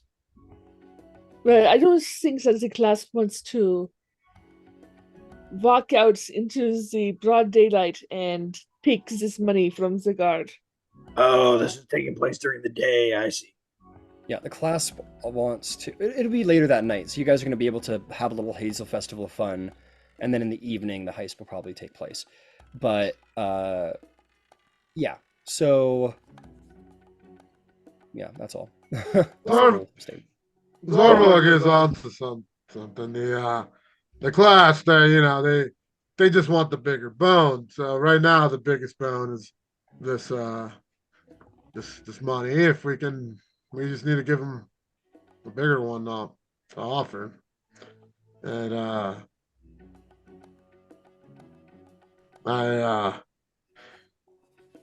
it seems cliche with criminal types, but what if we offer them a favor in exchange?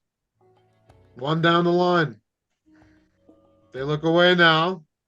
They have the Aurora Concordance to count on in the future. And So two things out of that. More information. She said it's like a dragon's hoard. You would have found out that the sum of gold being transferred is 10,000 gold pieces. That's how much is being transferred. And you're right, Easton, that is possible, but you would be literally probably about 10,000 plus gold in debt with the clasp with interest. If they were like, all right, like we won't hit it, I guess, but you guys need to pay us 10,000 gold pieces out of somewhere. Right. That's what I'm saying. Why are we responsible for the 10,000 gold pieces? If they want to hit it, let them hit it. We'll involve ourselves in the myriad portion of this, which is what you promised the city in the first place, right?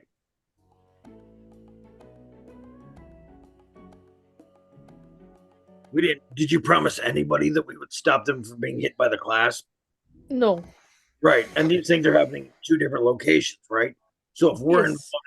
involved in the myriad location, we can't really be blamed for the fact that they get hit by the clasp somewhere else. we just have to be okay with Westruun being robbed and, as Ember said, taxes. Yeah. Which I've heard that word a lot. I still haven't confirmed what it is yet, but that's my own personal thing. I just say it here, and it's. I don't love the something to idea of consider. stealing from the League of Miracles either. Like, I just feel like that could have really bad they're mercenary mages. That Allegedly. well, that's what Anna called herself. Like, she described herself that way. So I assume that's accurate. I guess I don't necessarily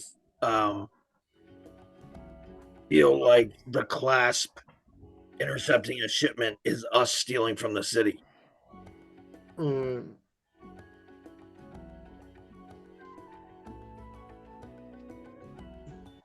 I mean, if we were helping them, sure. Like if we were actively involved in taking down city guard or whatever, then yeah, that's on the other side of the line. But just leaving the clasp and the guard to their own devices, I don't know if that necessarily sets us in the same category as stealing from the city. And my personal here is to make sure our friend Jewel gets out of here safe, which to also add some selfishness to that means us now. Publicly, we are aligned with Jewel, so it's more our problem than Jewel's problem at this point. So I'm going to offer the following. We know that the myriad needs a punch in the eye. And they need to think that they are going after this chest of gold. And they're a reasonably paranoid organization. Is that a safe assumption, Joel? Yes, I would say that is accurate. But they're also very, very smug with themselves. Okay, so now I'm not a criminal, so this has probably got holes, but I've seen card guys do something similar where if we, and by we I mean you, tell the myriad that the stuff at the Lord Mayor's is a fake. It's a trap. That the real stuff is over where it actually is. That's where they're going to show up in force. We can probably deal with the myriad folks in a dust up to prevent them from getting away with whatever the chest is.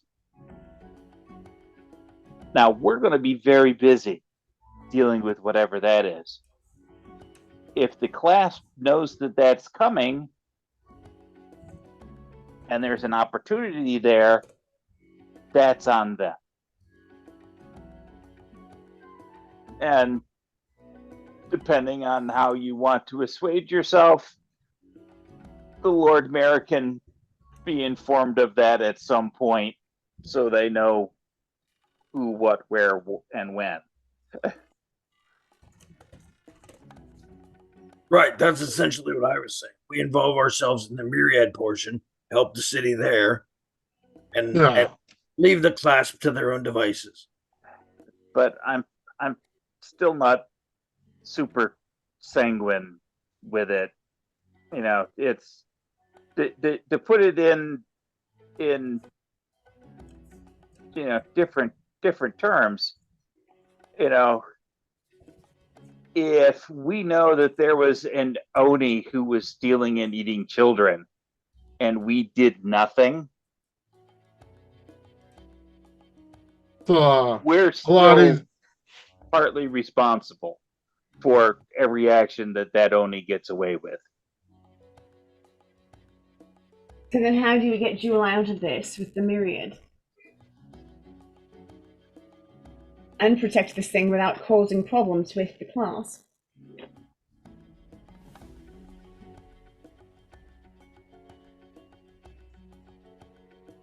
The one thing that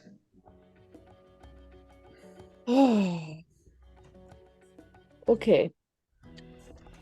The one major worry that I have is the myriad in other locations coming after us, as well as my father. And the clasp can offer protection against that. Westruun can only protect us so much. Right. Yeah. I'm also going to put something out there really quick, folks. Is first of which is that, yeah, you've got your crime factions, and that'll be or at least the class seemingly will be easier to appease technically. But yeah, you hurt innocent people, and you guys seem to be struggling sort of moralistically. I would put to you, Ember, being a warlock and all, if you guys are deeply struggling with, you know, a challenge that's a bit larger than yourselves, you can always seek out friends and allies and patrons. You guys have become quite well connected in the city of Westruun. Maybe there's people around that you can call upon who can help you either solve the problem or give you or push things in the right direction for you.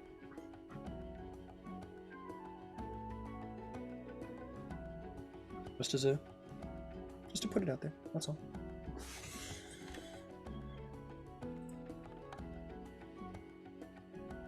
And like, Still in town? See, the date does kind of matter, and I thought it was the 4th, but I don't know. It could be the 5th. The date? Yeah, because when we had our big thing, which I think was on the 4th, they said they were leaving the next day. Yeah, well, like I said, we're playing a little loose with the timeline, Alright, cool. so whatever. and like above the table, right? Right now, our moral conundrum is whether to look away and let the class steal, or be too busy fighting the myriad, so to deal with the class, which is what Ember suggested. Which both suggestions feel like kind of like doing the same thing, just with one we're like hanging out somewhere else, and then the other one we're like fighting. And Why can't we just buy off your debt with the myriad? Why can't we just pay them off? They're thieves. There's a number. Why can't we just buy them? 10,000. We know the number. They expect me to do this job. If I do not do this job, they will kill my father. It does not mention my debt. 10,000 gold.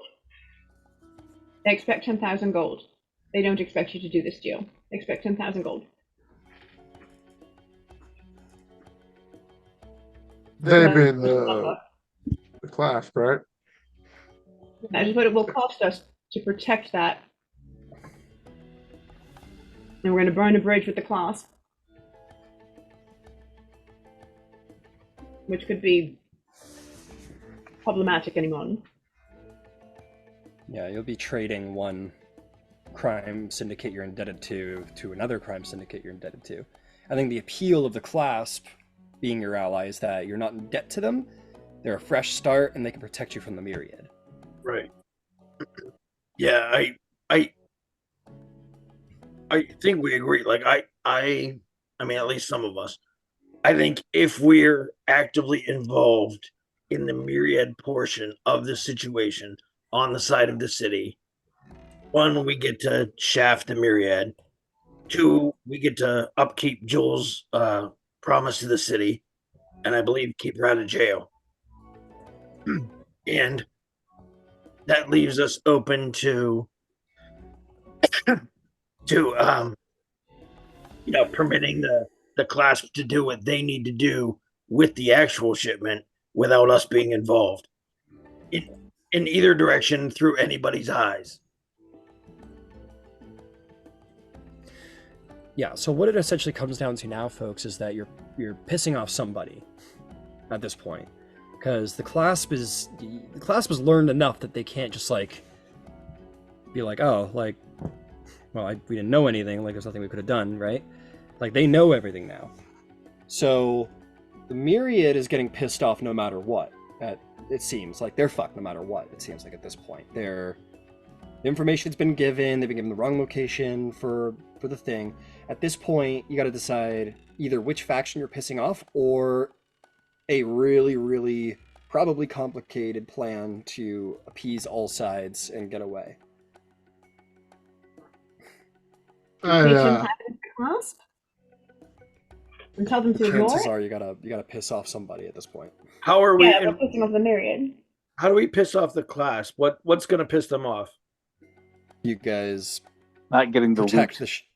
if you protect the shipment from them at this point. Right. Yeah. Okay. Yeah. So I'm voting against that. I say we don't protect the shipment from the class. We protect the fake shipment from the myriad. And like, Yeah, like they haven't explicitly said we're going after it, but like they're the clasp, Right. And it's happening under their nose, right? And like part of it's already in motion because Jewel told Halas that to do that, so that's already like if she went back there, they're gonna be like really sus. I think I'm struggling to see the moral issue with the shipment being taken by the class, because Westruun is just doing a job for the League of League of Magic there. So I don't know how we hurt innocents there. I'm trying to make sense of that. I think Because I'm if you in take no the way. gold, because Easton, if you take the gold from Westruun to pay off the myriad, that comes out of the pockets of the people. Oh, we're not Oh. taking the gold. The class does. Well, it means if anyone takes the gold, then that screws Westruun out of a large sum of money that they'll need to get back by taxing the people. Probably. And we know about it, and if we know about it and do nothing about it, we're responsible for it. Yeah. I have a solution to part of the problem, I think. Zar, your weapon Yeah. allows us to communicate through dreams, right? Like a message. Yeah, it does do that. All right. Honors with the League of Miracles. I want to By point a something super dream. quick, Yvain. Just before you get onto this, just about honor, I want you to roll me a quick insight check about honor. Just in case. Just it might save you. Might not. Might save you. Might not be relevant. Just want to put it out there. 24. 24. Honor is a very moral individual. She is by the designation of her name, she is a very honorable, very moral individual. You get the sense that if she had any idea that you were all getting involved in crime on this scale, she'd be super turned off. That's all. Just want to put that forth.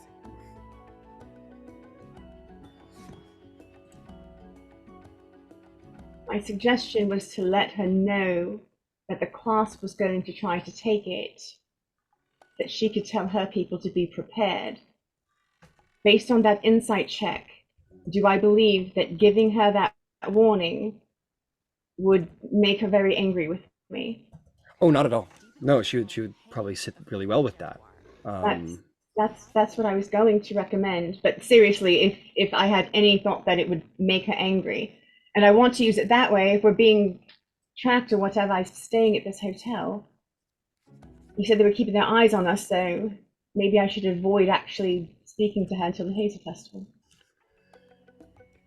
Oh god. So what that would do is actually protect it by giving them the heads up. And it keeps us out of it because they wouldn't know that we were the ones that tipped them off. Thus, I think at the end, protecting the thing. Absolutely. I think at the end of the day, I think the decision that will help the party most to move forward is to decide who they're pissing off, like what they're doing. Because I think you guys are great planners, and I think you'll have no problem figuring out a method to the madness. You just got to decide, who's getting the short end of the stick. Are you guys gonna steal from Westruun? Are you gonna protect Westruun? I think that's the decision that needs to be made. And once you make that decision, you can plan from there. Or are you going to find a way to do both at the same time? But there's no clear path to that yet. I vote we aid Westruun in that we help them sting the myriad, and we don't piss off the class by letting them know that we stopped them from intercepting the shipment. Sounds like having our cake and eating it though, because I don't know. I don't know if we can keep Westruun by not getting in the way of the class. I'm almost kind of thinking we save Westruun. We're dealing with the myriad now, so who's to say we can't do this to the class later on? We get rid of one criminal organization we pissed off, and piss off a new one. It's a good point, is that if this doesn't work out for the clasp, you'll have effectively pissed off 2 national crime syndicates. So they'll have a common enemy in you guys. I feel like we're getting a little unfairly blamed for making sure that everybody somebody's got to take How did we end up in this position? Somebody's got to take their own responsibility a little bit. Like, if you fuck up your own heist, that's not my fault. Oh, absolutely. Yeah, no, absolutely. Like, if you guys wipe your hands and you're like, we don't want anything to do with the heist, and they go through with the heist and they fuck it up, obviously that's not on you, right? But if they go through with the heist and you guys wiped your hand of it and were like, we want nothing to do with it, then like, yeah, if you guys are like, we're Switzerland, we're not taking part in the heist, like if you want to do your thing, go for it, but we don't want anything involved, then you could deal with it from there. But if they do go through with the heist and succeed, it will still, I think the point Ember's putting forth is that you guys still leaked them enough information that you're accountable for the consequences. I'm okay with that part. That's my vote, is that I'm okay with that part. You guys, I'm decided on my vote. You guys can do what you want from there. I'm more in making sure Jewel stays safe here, whereas I would say,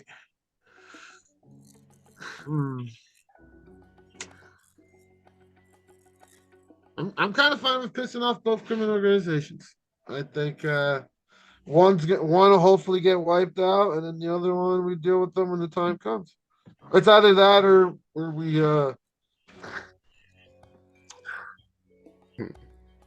Like, I mean, they're going to be everywhere though. Like, they were in Stillben. They've meant, like, they're probably in Imon. Like, we're going.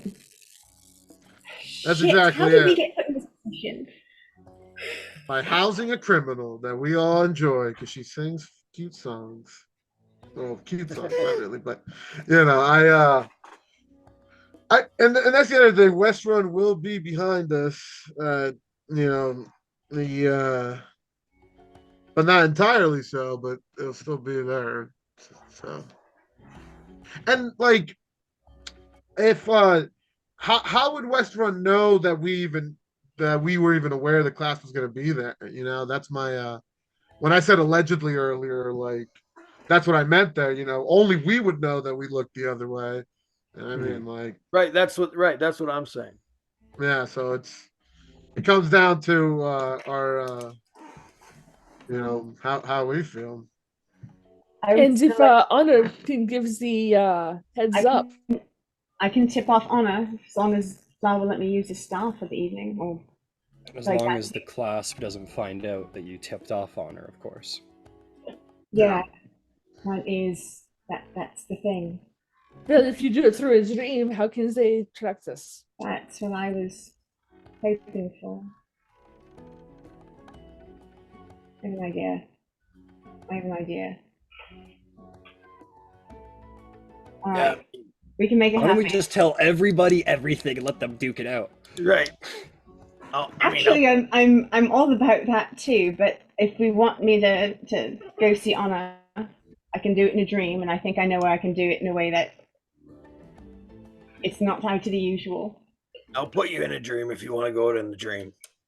Yeah. Would you So I'll tell you how. I got it. We got it. If that's part of the plan, I can make that happen. Excellent. We can do it tonight. So just to be clear, this is your thing at the end of the day, Jewel, but it sounds like the party wants to wipe their hands of the whole heist and tip off Honor to possibly save the shipment, and whatever happens after that is hopefully that the class doesn't get the money. Yes, it would seem that we will keep the myriad occupied and take care of them while the handoff goes on downstairs. And if the class decides to show up and try to take the money, then the Westruun guards and the League of Miracles will be apprised of the situation and ready for them. And you're just gonna, and you, Jewel, will be sort of left to fend for yourself against the myriad. Yeah. Yeah. But it's for the greater good, I guess. I mean, just for the record, I'm not I'm not totally in favor of the portion of the plan that involves telling Honor, but if that's what the group wants to do, I'll go along with it. I say we let the class get a fair crack at taking the loot.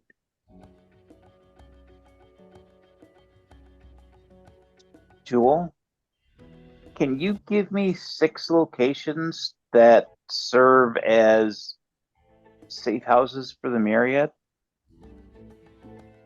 I imagine she would, eh, Ryan? Yeah. Of course, yes. Okay.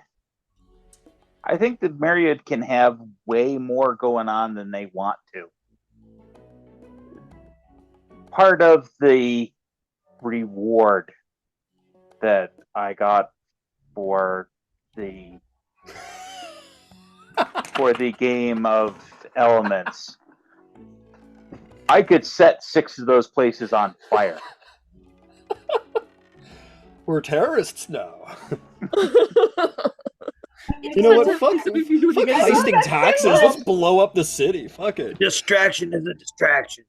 Well, I'm thinking of places where they keep their documents and records, because if they as much as they rely on coin, they rely on the information just as much. So if where their bookkeeper is, those books are the ones that you go after.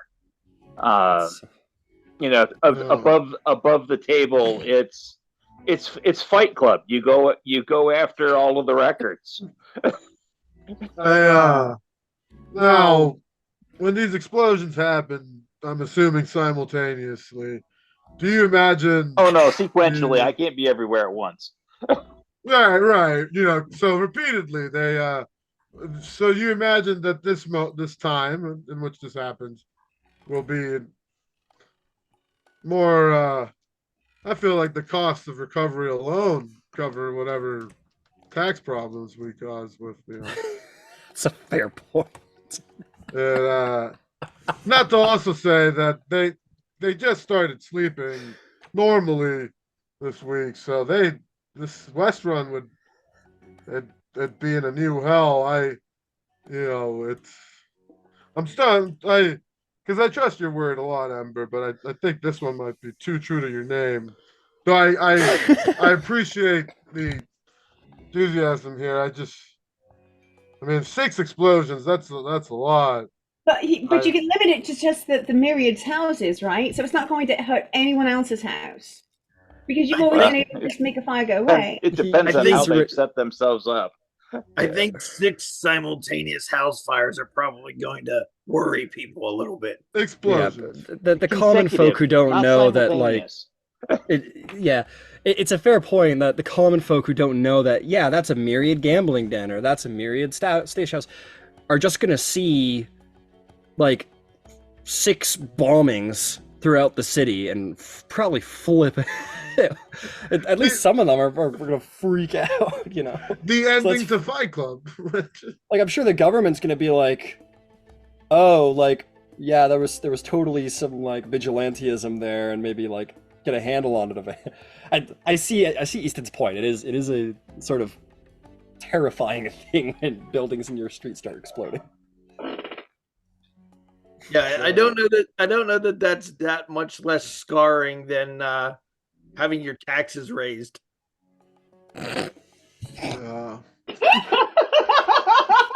We're like, oh no, the taxes might go up. Let's start blowing up houses. I get it. But they're all bad season's guys. right there. You're just blowing up bad guys' houses. Yeah, Yeah, but actually, I don't everybody doesn't disagree know with that. Ember. So long as you can make sure that you're not hurting any person and that you can limit the explosions to just the bad guy places, I don't actually have a qualm with that. I'll tell you, I want to, because it's so funny, I want to put it out there. Somebody, whoever wants to, can make like an investigation check concerning it. Like, what would those rolls be Ember for do, those he's got- explosions? Ember's talking about bombing things, let Ember do it. 21. So 21, yeah. So, the League of Miracles, their whole job is that they are mercenary mages who are contracted out by cities to rebuild the cities. And Westruun is in immense debt to the League of Miracles, which is why they are providing them 10,000 gold pieces at this time. Shit, it undoes the money, doesn't it? So that'll probably be just as bad as heisting the gold is giving them more, forcing them to have to put up more sort of build contracts to the League of Miracles. So That's what Easton was trying to get to, alluding to that. Why would they? For the myriad places, why would they want to rebuild those? Because those aren't public myriad There's still places. big Those are just dirt lots places. in the middle of the city. Like, for all you Yeah. know, myriad place could be like Trader Joe's, and then suddenly, oh my God, Isn't Trader this what Joe's capitalism exploded. is for? Find some rich person who wants to build something there and let it be their problem. Have them pay the government permits. Yvain did it, guys. Yvain solved Westruun's debt problem to League of Miracles. Find a rich guy, get him to pay it. I meant for 6 buildings, not the whole city. You should go to Amon and tell Vexalia that. See how she likes it.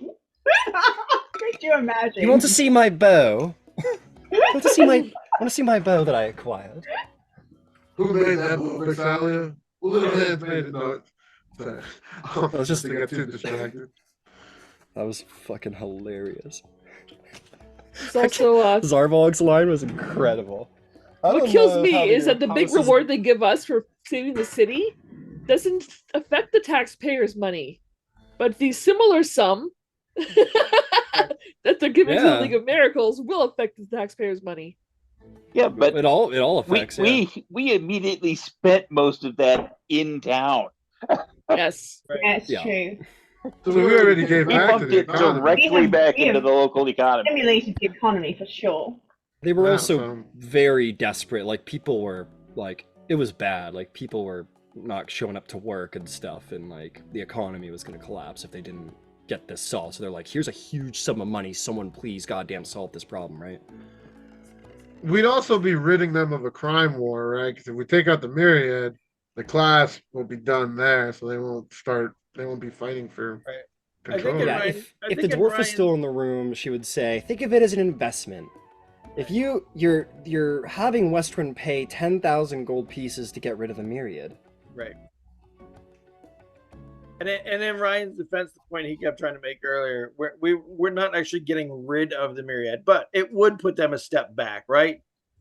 Yeah. Like it well, just between them more, right? Well, if you there's two pieces that happen here. The first of which is that if you take the heist and you leave evidence that myriad operatives took it, that puts the myriad in a position of like, oh, there's no fucking around anymore. You definitely did this. There is evidence. You can't purge this. You can't use your crime contacts to get out of this. You absolutely caused this crime.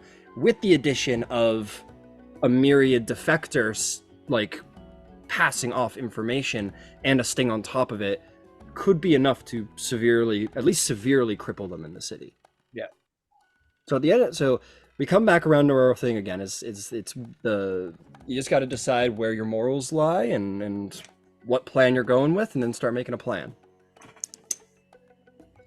Do you guys want to go through with sort of wiping your hands of it and tipping off on the sly your girl Honor, and then sort of the myriad's fucked and you're kind of like left to fend with yourself and maybe talk to the class later on?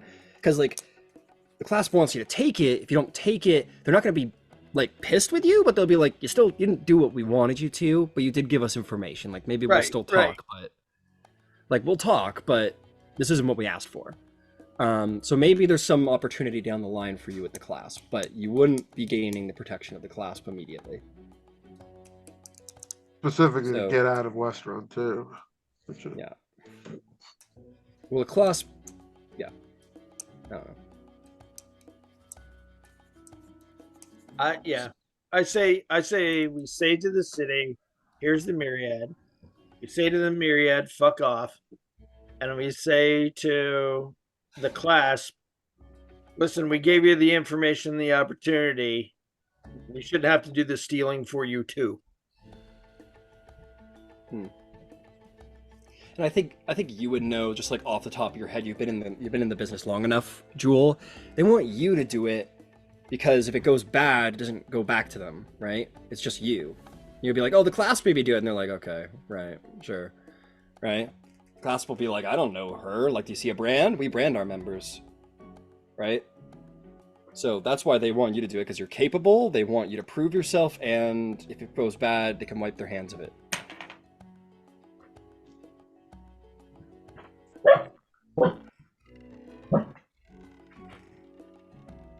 What if I looked at Ember and then Evane and Zarvog. What if only some of us help Jewel actually get the hands dirty? At the with the you're talking about at the clasp site. If well, whatever Jewel, if Jewel needs to do something, I've Actually, never stolen anything. Well, there that's was a bread once, but that's a really fantastic idea. I think if the clasp is interested in Jewel acting as their cutout, we let Jewel decide that for yourself. Those of us who have issues, everybody seems to be on board with punch the myriad in the face. So those of us who aren't necessarily keen on the light fingering end of it, we don't put ourselves in a position to be there. We go over to where the myriad sting is going to happen. We help out the city guard. We punch the myriad in the eye just as hard as we can. And meanwhile, back on the ranch, the people who are going to lift the actual shipment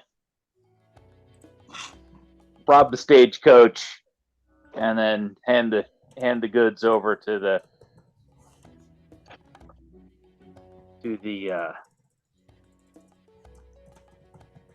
big time cattle rancher. Yes. Yep. And that gets us the best of both worlds, at least as far as our community is concerned. I'll help steal. Am I tipping off honor? No. Lets the league. It lets the League of Miracles know. Not if we're actually stealing the money. Yeah, if the goal is to get Jewel and her father, in theory, the rest of us, but protection from the myriad, the only way we do that is by buying it from the class to the tune of 10K. I will give you 2,500K to not have to deal with this problem.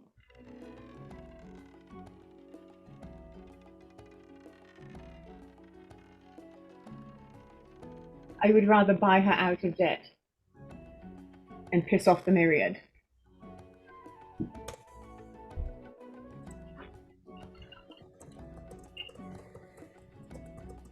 This is a lot of money.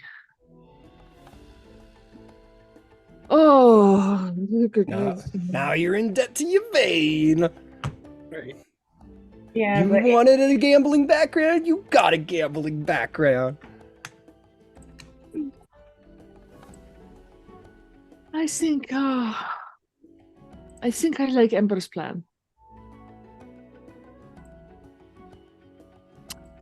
I do not think the League of Miracles should know about this.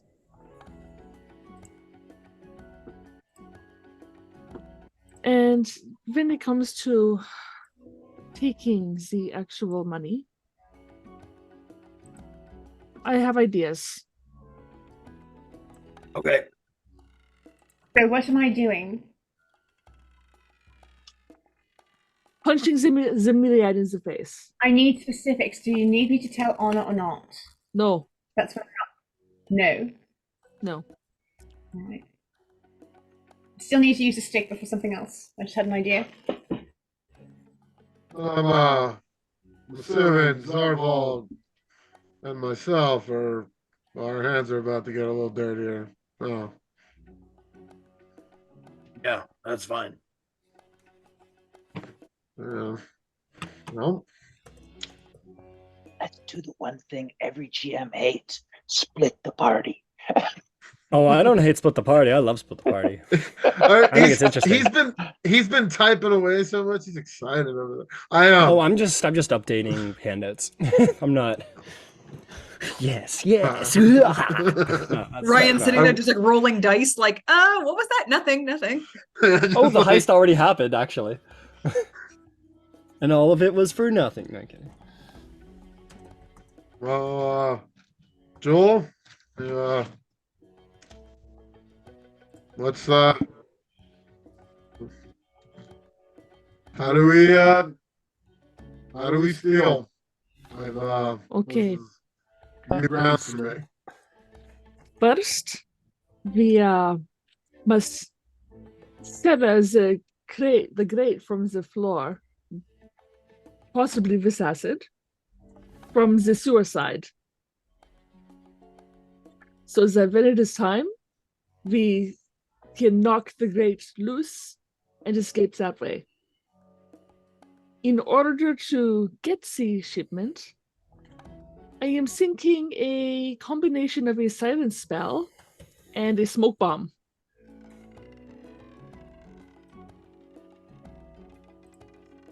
That works.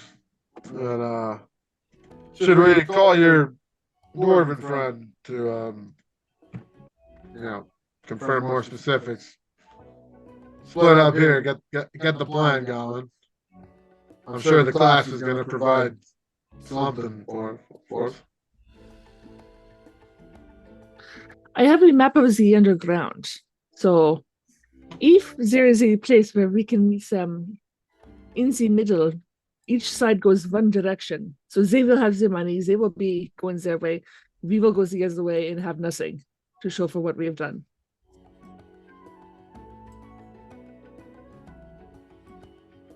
Alright. Yeah.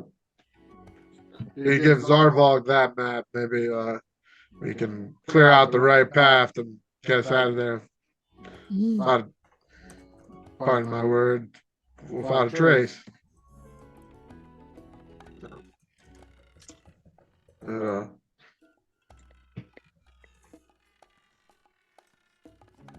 The only problem we will have is the city guards.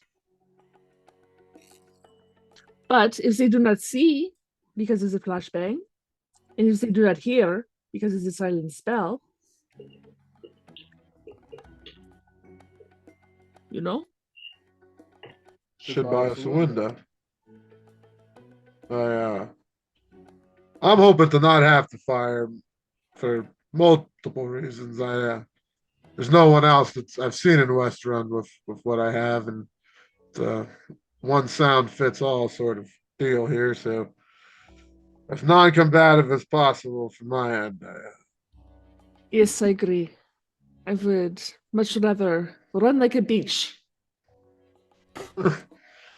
Like a beach? You want to run on the beach? Run like a beach. Like that montage. I hear running on the beach is very athletic.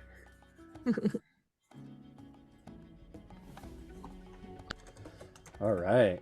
It sounds like you guys figured out what you're doing, what the plan is. So why don't we go to a break? And now that we've sort of set our morals aligned, and we're going to try and do a best of both worlds, and let's we'll come back to it. You've listened quietly, seeing where things would go, and it seems that some of your friends mean to dirty their hands. You know, I don't want to hand it to you, but I would say, you know, it's worth checking in on your oath. Yes. I mean, as far as my certain as far as my participation, I feel like I would need to be very mindful in terms of where I would get myself involved and where I wouldn't feel comfortable participating for that reason.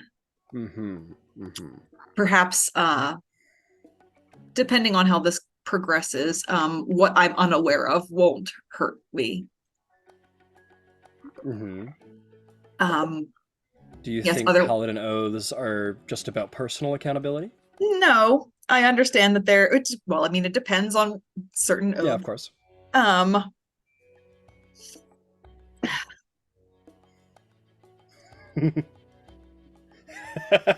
I'll let you, if you want, stew on that for a minute, if you want to. Or if you have something to do or say. Yes, I'm going to noodle on this because I feel like there is no need to evaluate and weigh where the most moral of decisions lies, because I feel like it's very this isn't cut and dry, right? It's not like besides just not doing it, which I don't think that's like an option. Right. Like the best thing to do is to piss off both of the criminal organizations, or to try to pay off the class. Like, oh, sorry, I forgot. We're back in, yeah. So those are the only two things that we could do. Well, let's move away from the planning section because we've spent about 2 hours on it. So I think the debate has been complete and a plan has been set. And if people decide to do things later on, we'll say that happens in future RP. But you all, at this point, leave the room. You all leave the room with an idea of what's going to happen next. With that, what happens now? What's everybody doing? Is it evening? It can be. Playing loose with the timeline. I still wanted to borrow the stuff, if I can. Not borrow it, I mean, I could stay in the same room with you. Well, how Dream works, I believe, is the caster becomes the Dream messenger. So if you wanted to use... Zarvalk, you're mute, buddy. You're still mute, Zarvalk. You're mute. I can put someone else in the dream as the messenger. I'm still using the glaive, but I can send a different messenger other than myself. I think that's about your appearance. Like, you can appear as another messenger. I don't think you can, touch somebody else and make them the person. Like, seriously, I will sit in your room. I'm not looking to take possession of it. I need to get word home. Creature that doesn't sleep, such as elves, can't be contacted by the spell. You were a willing creature. You touch, enters a trance state. No, my apologies. Yeah, I can send you, Yvain. Thank you. That way we don't have to worry about attunement time and all that. Yep. All right. Evening comes. You guys huddle into a room, and you sort of put your arm on Yvain. The power of the Dream Cleaver channels through you into Yvain.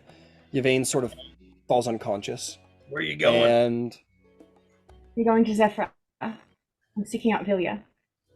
Vilya, all right, here we go. And away you go. All right.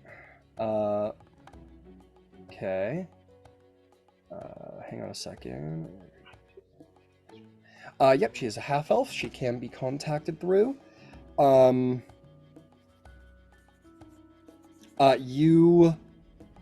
Yes, choose music. We're not heisting anymore.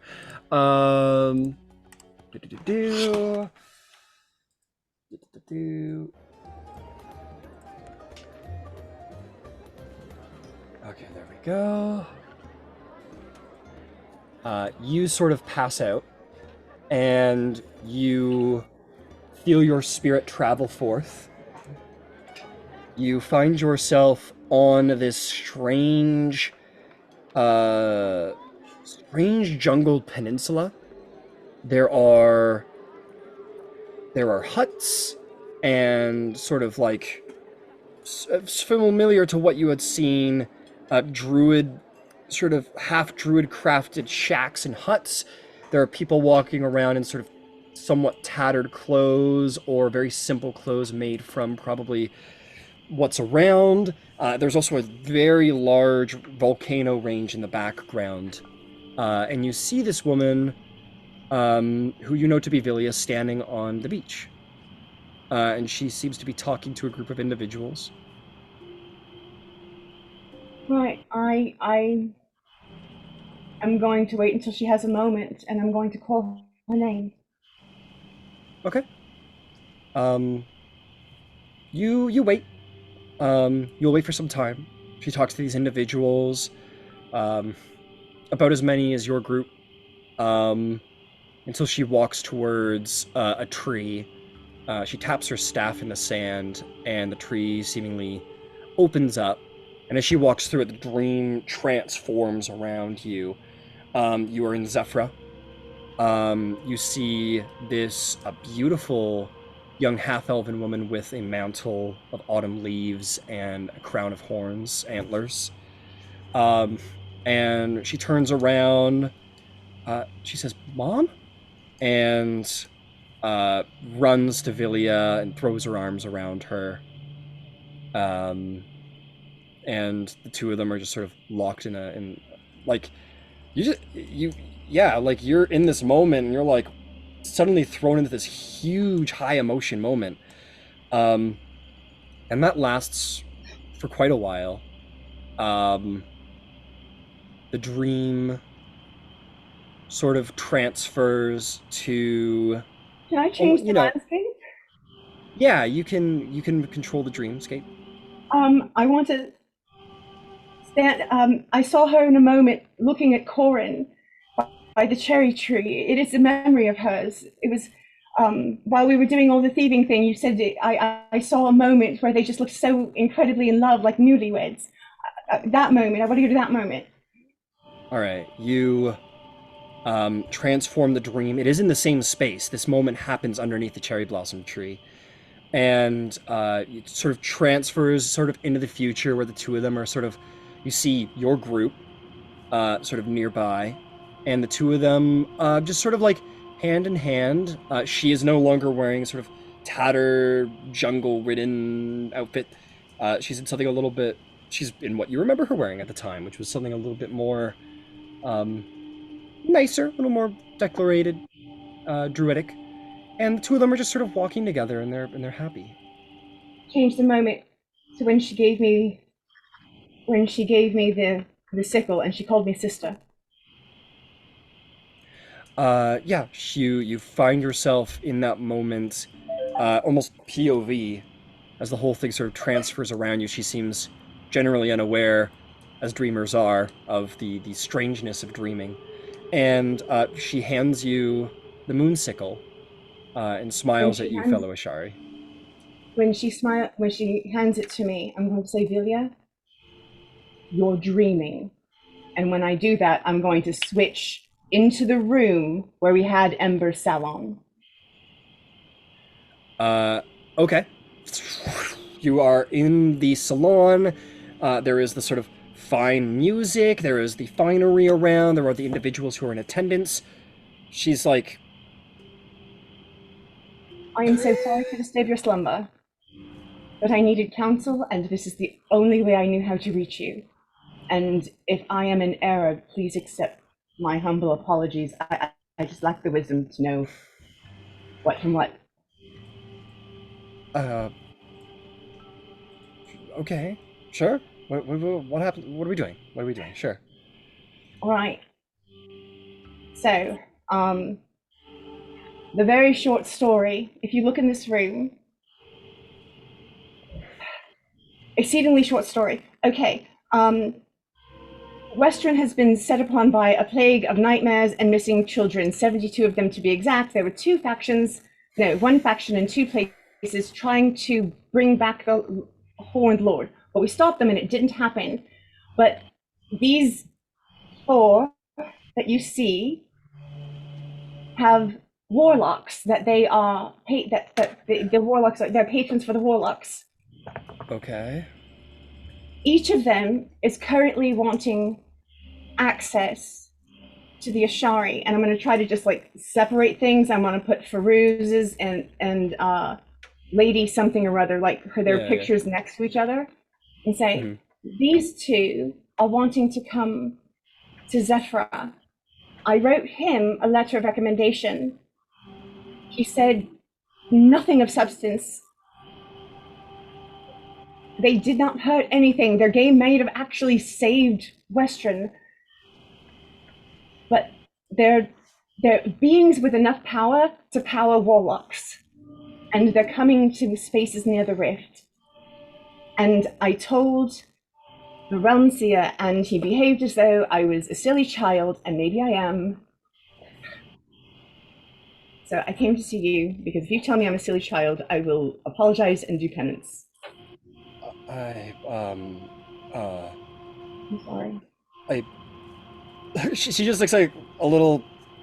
She went from like a big like mirthful like happy moment with her husband and her kid to like hear of that. So she's a little like Sorry, catching her sorry. step. No, you just see it in her face. You see her like a little like head spun. She goes, okay, people coming to people are coming to Zephyra. These two people are coming to Zephyra, and they're the patrons of warlocks. Yes. Okay. He seems to have an affinity with air. He's very evasive. I'm not sure about her. If I had to guess, I would say water by process of elimination. She does not have a warlock with her because her warlock died, but he does. And I've got to tell you, if she hadn't taken over the demon circle, it's possible that we would have died there. So I'm not saying they're bad. I'm saying I don't know. And I feel weird. And I'm sorry if I'm overreacting. Okay. Okay. So you feel weird and don't trust them, but you wrote them a letter of recommendation. So are they? I did. Are they? Are they I good did not. guys? I don't know. Here's my problem. They set upon this thing as a game. There were children's lives at stake. I feel like they fundamentally, they think differently than we do. And there were pictures, and I wanted to put the pictures up. I didn't trust them near the rifts. I couldn't not write that letter of recommendation. Somebody else that you know would have. But I can do this. Okay. Okay, I will. When these visual, so you wrote a letter of recommendation that you didn't mean to them. So now you're warning me. Pressured to write. Okay. Okay. Well, you did the right thing by letting me know. In the future, I would recommend not doing that, even if you feel pressured. Because a person's word is very important, you know? But we will keep an eye out for these end creatures. Do you know what they are? If they have this power? Okay. Well, I'm going the to good news is... I'll show her the other two and focus on Jewilla. All I know about primordial law comes from Terra, and there's a thing called a Tao. But here's the thing, and this is important. Big primordial beings, they don't get along, right? They hate each other. It's like on site. So they can't, right? So I don't know why they would be working together. I'm stupid. I'm so sorry. I'm so sorry. Okay, you need to stop saying you're stupid and apologizing over and over again. Just all right, give me a minute to think. Listen, have they done a crime of any kind? Have they done anything bad? They just no. They set up a game to save Westruun from nightmares and children. They wouldn't answer me clearly what they wanted in Terra, but what they all answered had to do with wanting to learn more about primordial magics. Like at some level, it all had to do with acquiring power, which isn't necessarily a bad thing. It's just Mr. Jizzle. Okay, we have people come to the Ashari with those interests that exists. Some become druids. Some who have not kind intent are asked to leave, and that is why the Ashari exist, is to protect the elemental rifts, and we don't let strangers near it. So thank you for telling me about the letter and telling me of these individuals. But I don't. If they haven't done anything wrong, and they have helped people, I mean, they could be They could be very powerful druids. They could be sorcerers. There could be any number of explanations. You're But right. You're right. so, thank you for the warning. But I can't. I can't lock someone out for. No, I wasn't even asking you to. I don't know. I'm so sorry to disturb you. I am so, so sorry. And I will wake up. Okay. Yeah, Zarval, you're sitting there, and Yvette just goes, and just like wakes up. Maybe not that dramatically. No, it's awful. Good night. And then leave. Oh yeah, dreams are tricky that way.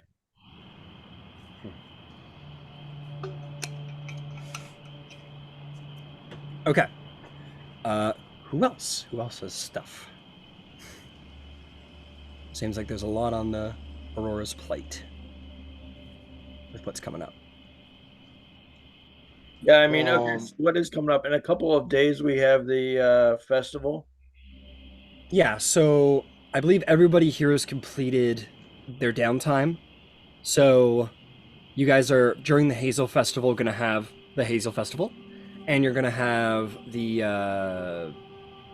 heist later that evening, if you decide to attend.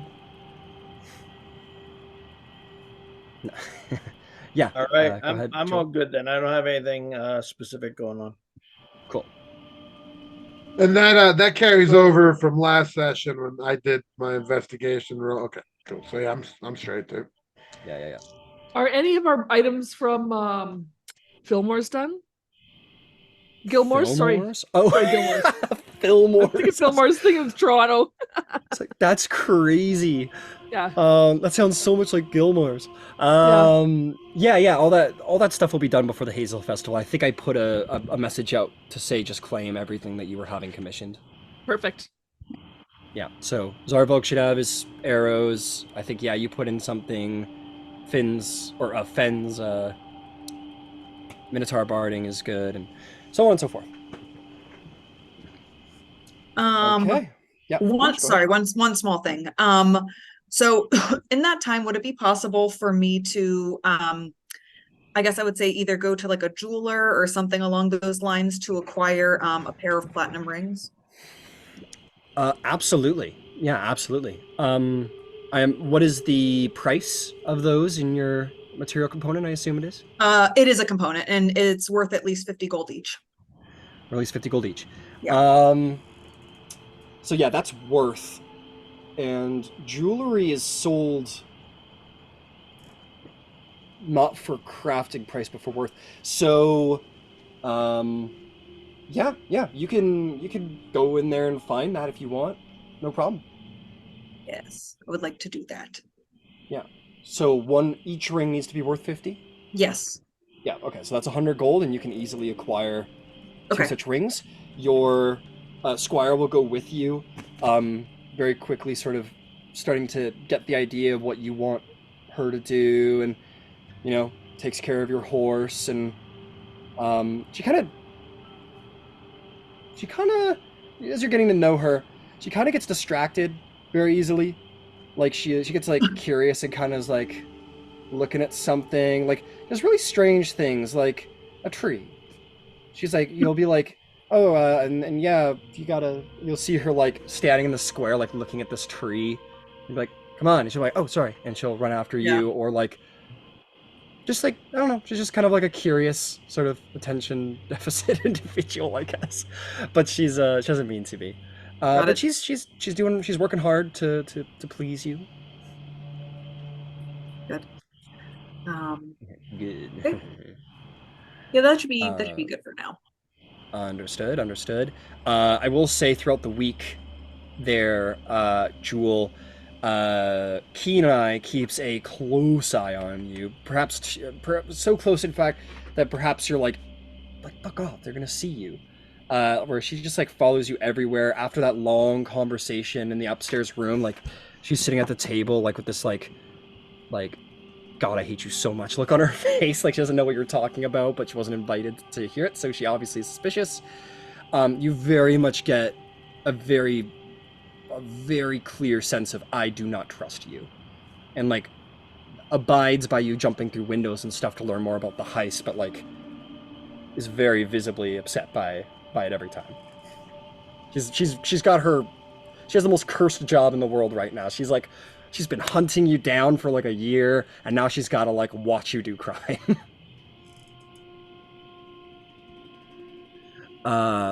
Cool. Is there anything else? Okay. We come to the promised day you've all been looking forward to. We come to the Hazel Festival of Westruun. Caramel apple time, that's right. You have been waiting for this for a while. It is finally the 10th of Quen Pilar. You have a very busy, fun, action-packed day ahead of you. And you guys are all gonna see that the city is in celebration. You've been told you've been given this like location for a fairgrounds outside the city, but there's in the city center. I'm gonna change the music. This is not very festive. Give me something. Let's get some hopping music going. I'll give you like some tavern, because like people are like, you know, you're hanging out. And you're out in the wood. Ugh, I'm so sick of this one song. I used to have such great tavern music, but then I swapped to Tailspire. Tavern Dockside. Let's give that a shot. Alright. You guys are gonna find yourself outside the city in a sort of... Oh, well, that was a waste. In a sort of fairgrounds area. It seems that many of the farms have given up space on their fields now that the harvests have been completed, and there's no crop sowing. They've sort of rented out their spaces to various carnivals and theater, bard troops, and other people of great festivity to come along and set up shop on their fields and have a little celebration. Which is seems to be a sort of yearly thing that happens. I just put on tavern music and it turned off because I smelled more. Tavern. There you are. We'll put Dockside back on, and I'll try and find festive music in the meantime. But here you are. You all sort of come out here. Apparently, this is sort of where you guys are going to receive your public acknowledgement for all the good that you did. But yeah, you guys all arrive here to have a little festive time.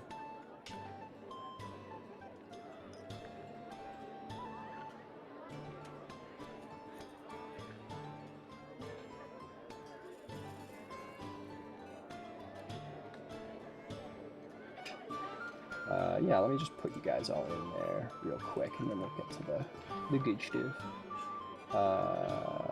PC, where are you, Paladin? There you are. Leading the troop.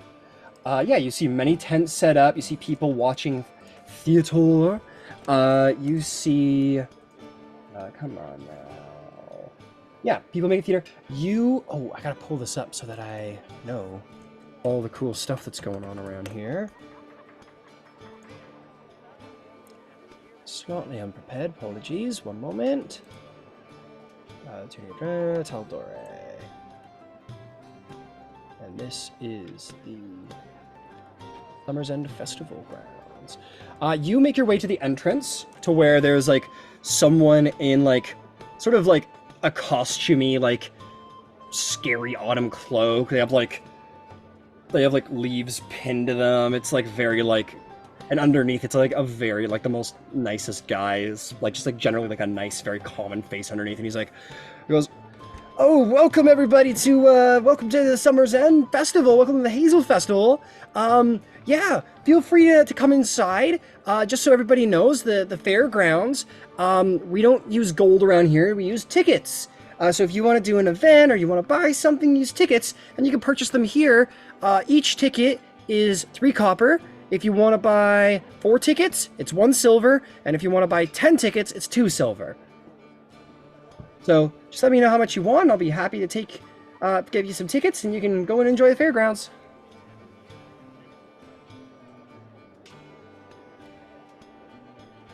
All right. We can come back and get tickets later, right? Yeah, you come back whenever you want if you need more tickets. No problem. All right. I'll take 10 for now. All right, that'll be 2 silver, sir. 2 silver done. All right, you have 10 tickets to spend at the fair. Yeah, I'll do 10 as well. All right, 2 silver to you, Sir Knight. And I'll take 5 of them, and I'm just gonna give them to Beverly, and I'm gonna say, go have fun, and I'm gonna send her on her way. You want Beverly's mini right now? You ready for it? There's Beverly. Please tell me it's ridiculous. That's Beverly right there. Oh my God, immaculate. She's just a happy little girl. I see that. Happy to be squiring. She goes, "Wow, are you sure? I could." Yep. You don't. Go ahead, go have fun. Okay. Thank you. Yep. All right. Bye. And she'll just kind of run off. Yeah. Can Jules do the same with Mick? Oh yeah, Mick can be there. Yeah, you give Mick 5. Yeah, if you want to pay for 10, give 5 to Mick. It's 2 silver. Mick goes, "Fuck yeah!" and runs off. I'll take 50 tickets. 50 tickets. Fuck yes. That'll be. Let's see. That'll be 1 gold, I believe. Nope, 2 gold. Yes. No. Okay. No, you're right. Could be 1. I was originally right. That's right. The math stopped working really quick. So yeah, 1 gold, and you got 50 tickets. Very nice. They like run off together. Like Beverly's. Yeah, Mick's like, "So who the hell are you?" She goes, "Oh, hi, I'm Beverly," and they kind of walk off together. Beverly's only like a couple years older than Mick.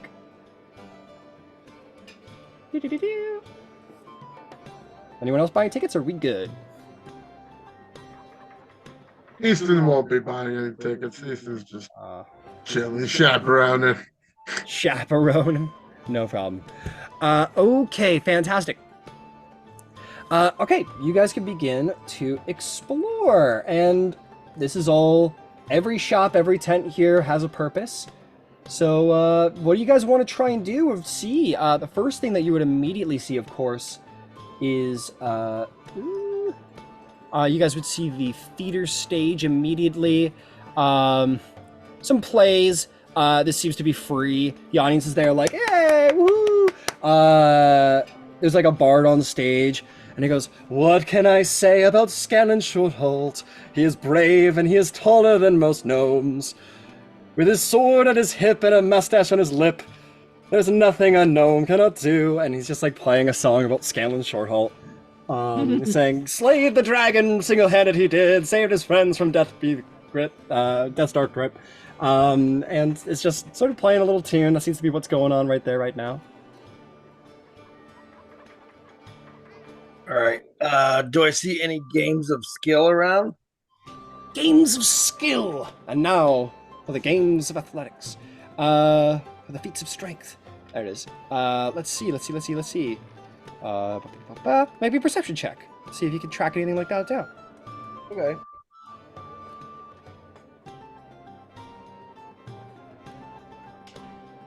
I got a 22. 22. So Zarvolg's like, "All right, Actually, I'm gonna go find a game of skill." Then I got a crit because I have advantage on perception. Hell yeah. You find a couple things, and as you guys go, I will like let you on to some random stuff you're gonna see. let's see. So, one of the things you see, as far as games of skill go, is there is something called the barrel run. You see 2 players starting at the end of a course. I'll take you to the barrel run. So Zarvald kind of heads out. Anyone can go with him if you want, of course. Come to this barrel run. They go, step right up to the barrel run! Step right up to the barrel run! Win fabulous prizes! You see these 2 people starting the end of the course. And basically there's a barrel in front of them, and they step onto the barrel and try and, like, roll the barrel all the way to the other end. People, like, slip off of it and fall in the mud, and everyone's like, oh! And then one person falls off and, like, smashes their head on the side, and they're like, oh! And they, like, drag that person off. And they're like, yeah! And they're like, all right, who's next? Who has the dexterity to keep on their barrel? 2 people, 2 people.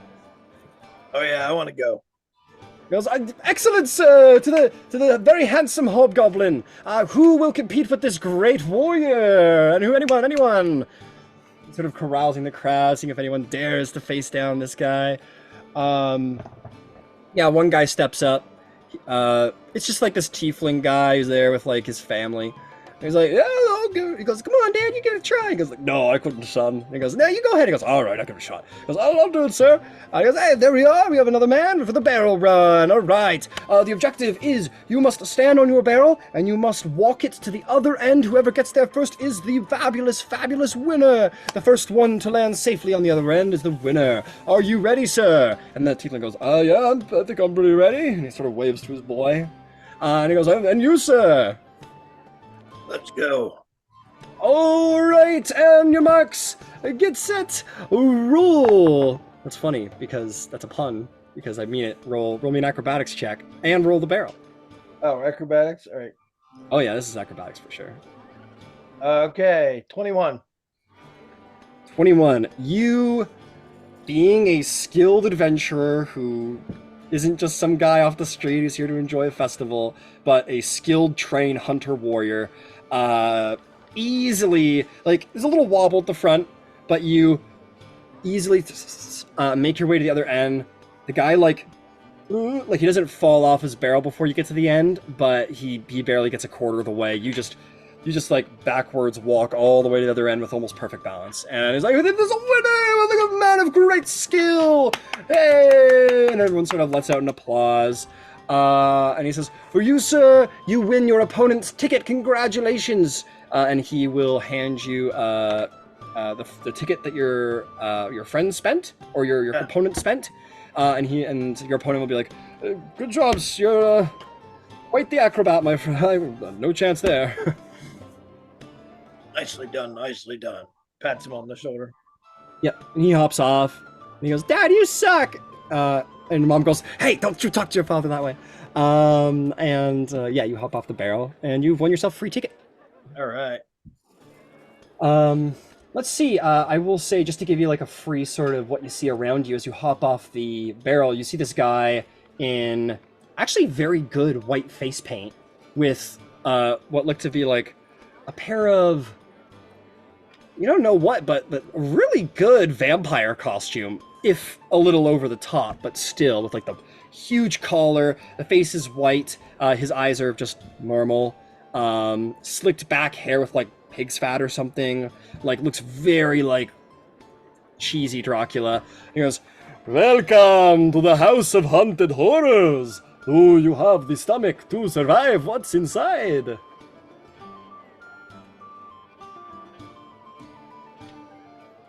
You there, and then he'll just, he isn't talking to you directly necessarily, but you do see that like there's this haunted house, and he seems to be trying to draw people to go over.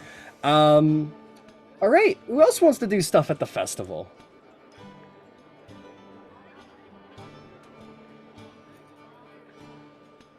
Buddy. I would love to do stuff. Easton does not give a toss. But Right. yeah, he'll be like he would have been cheering on Zarvog, usually assuming the usual distance, arms folded, ready to chirp, stance somewhere. Ready But to he'll be following. All right, well, I'll say this, Easton. As you walk by, you will walk by a number of kind of interesting tents. You would have as well, Zarvolg.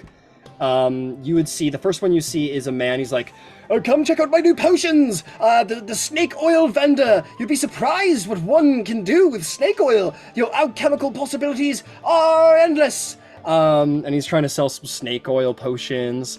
And some people's like, "Yeah, I'll have one."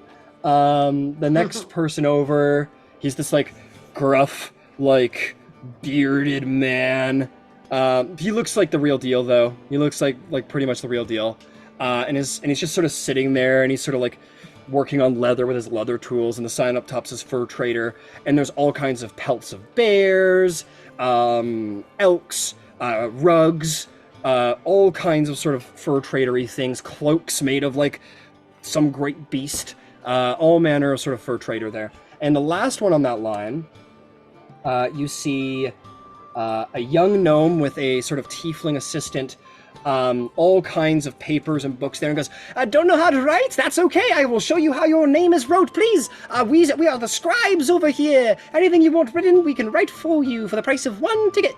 And there seems to be someone who's trying to sell scribing services. And that's what you guys would see on the line over to the barrel. Easton will check one of the fur cloaks just to see how much it is for how many tickets it'll cost. Like he's window shopping. Yeah. The guy looks at you. He goes, "Welcome to my tent, traveler. You looking for fur?" Something to keep me warm. Tal'Dorei get very cold in the next couple months. I sell you fur, you'll be warm and cold. I believe it. What goes best with my coat here? Let's see. Yeah. I was thinking of just kind of throwing something over, you know? I'll just throw right over. I have very good bear pelt for you, sir. With the head of the bear go over your head, and it's sort of shoulder haunches, layer on shoulder nicely, drape down like long cape. You'll be a great adventurer. Everyone will think you are. Everyone think you're like me, great northern barbarian. I don't know how I feel about wearing a beast that I didn't kill. You know, no offense. I do understand the quality here. Do you have bad something news for you, my friend? Every time you put on anything that's leather, you're wearing a beast you did not kill. Well, you got me there. Maybe I could throw this over my shoulder. How much for this? Great question. Let's find out. But yeah, he's got like a bit of everything. He's got like fur coats too. So there's probably something in there that's like a little bit more of like a furry version of what you're wearing, and maybe a little bit better. It's not like best quality or anything like that. It's like no aristocrats wearing any of this, but it'll serve. Let's see. Clothes.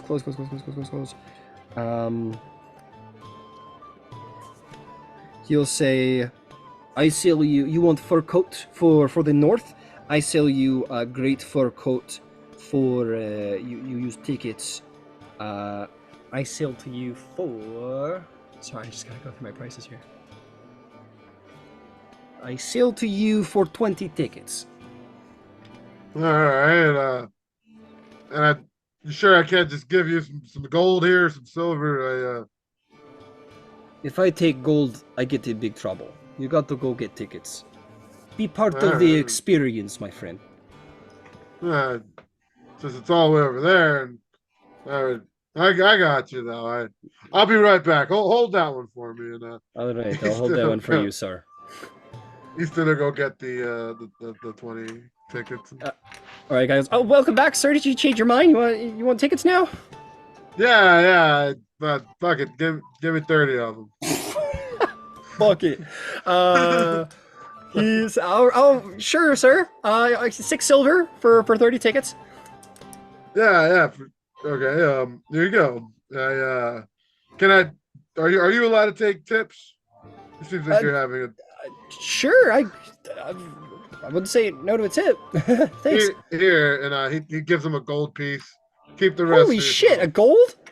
Yeah, there you go. Have festival time. Happy festival. Wow, thanks. Thank you, sir. That's very nice. Thank you. And he'll take that very happily. That's probably what he makes in a week. There you go. You just gave him his paycheck.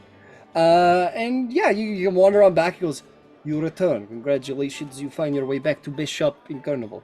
You want fur coat? I give you fur coat." Of course. Yeah, I want that one that looks conveniently exactly like the one I'm wearing, but just with some fur lined inside.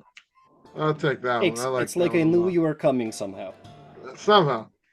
And Uh, he will provide you for the price of 20 tickets. What's your jacket that name? looks. My name is Igor. He offers him a firm handshake. He takes your hand, and you're like, "Oh fuck!" He like, he shakes it.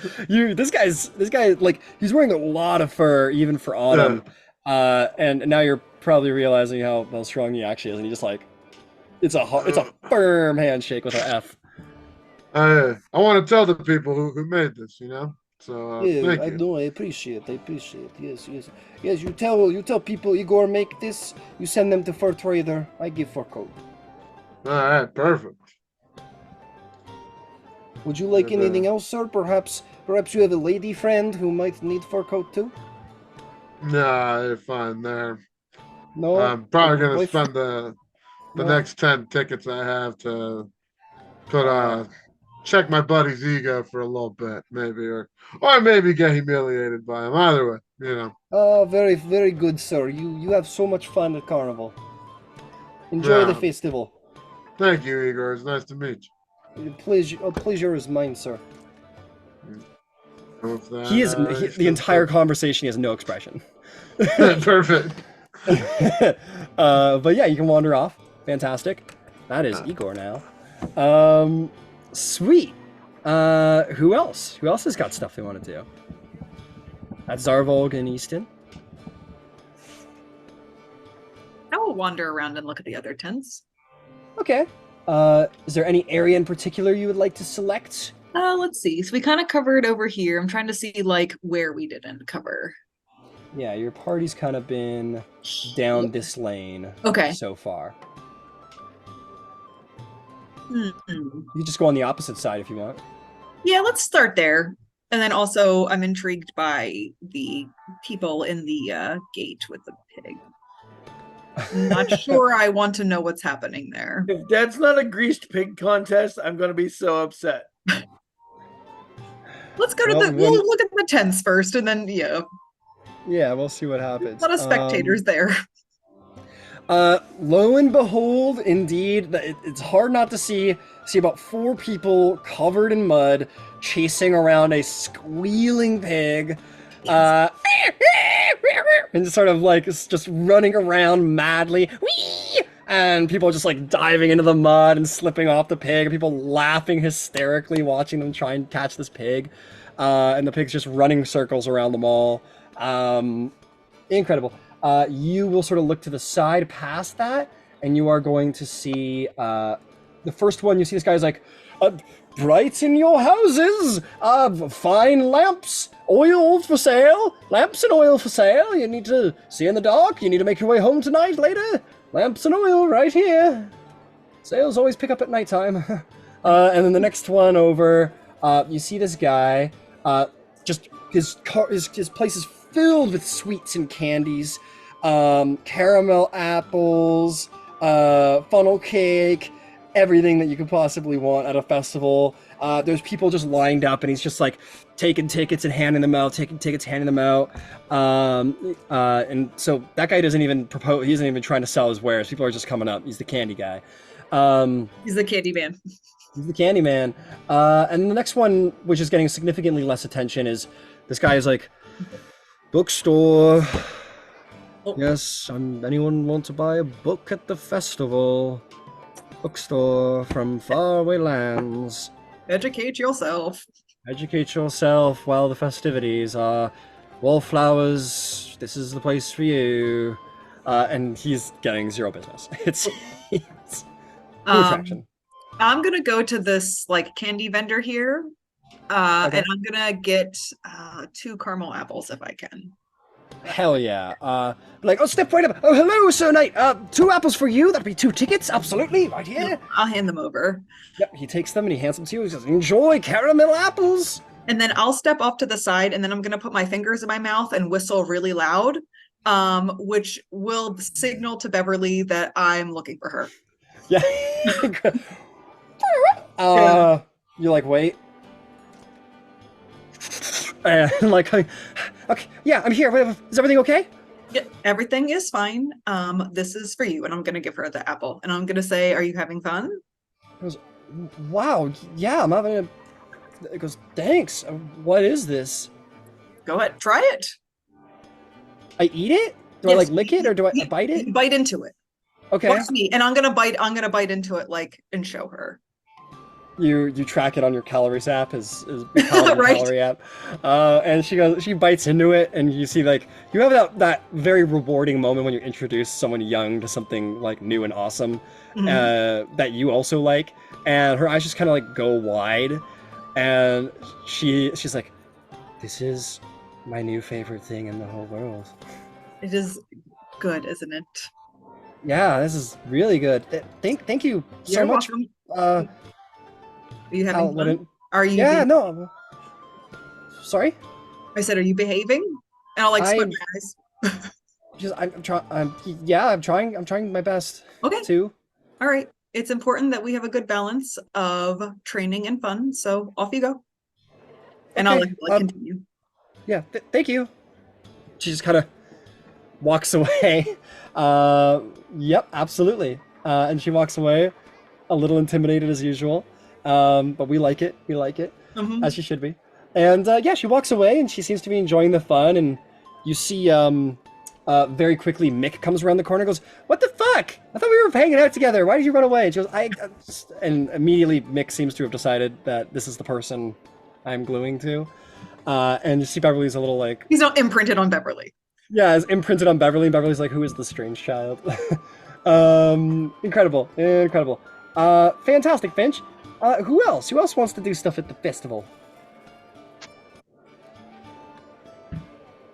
Easton will go find Jewel. Wherever Okay. they go. Is there anything Jewel and Ember wants to do first before we go for another round? And Yvain, excuse me, Yvain? I've got to check out the place that's got the big honkin' circular something sitting out front. Big honking Like- circular something sitting out front. Yeah, it's like a couple of doors down from the theater tent. Off to the left side. This one? Yeah.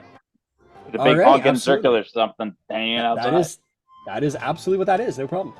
You head over there, Ember. You would have headed in the direction of Beverly and Mick, and at a certain point, you hear this like high-pitched whistle, and Beverly like goes tearing off across the fairgrounds, and Mick goes running after her. But anyway, before that happens, you see the first one you come up to. You see this halfling girl sitting on has like she's just painting. It's a painting shop, and there's really nice like it's sort of like paintings you see sort of on the side of the road. People are just kind of like setting up they're trying to just peddle their wares on the side of the road, like maybe down like Santa Monica Boulevard or something like that. Or not the Boulevard, excuse me, but like, down the pier. But sort of that similar quality, but they're really, really good for sort of a small-time festival painter. And she's just painting away. She's in her own little world. She's not really trying to sell her wares too intently, but you can see by a smile on her face, she's really enjoying what she's doing, and she's painting away. She's positioned herself. You can see what she's painting. And she sort of like pokes her head out every now and then and paints. You can see that she's painting the scene of the people sort of sitting and like applauding the bard who's playing the Scanlan Shortholt song. And she's just painting away. And right next door, the one that you were looking at, it is a mirror salesman. You walk over to the stall, and the entire stall is filled with little mirrors, big mirrors, small mirrors, fancy engraved mirrors, person-tall mirrors. And the woman inside she just looks like a fairly normal, nondescript human woman. And she's just sort of like sitting patiently waiting for someone to come by.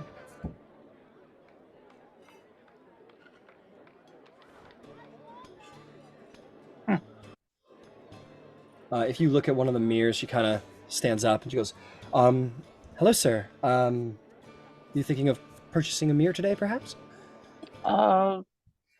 Sure, actually. That would be good. Excellent. Yes, please, take a look around.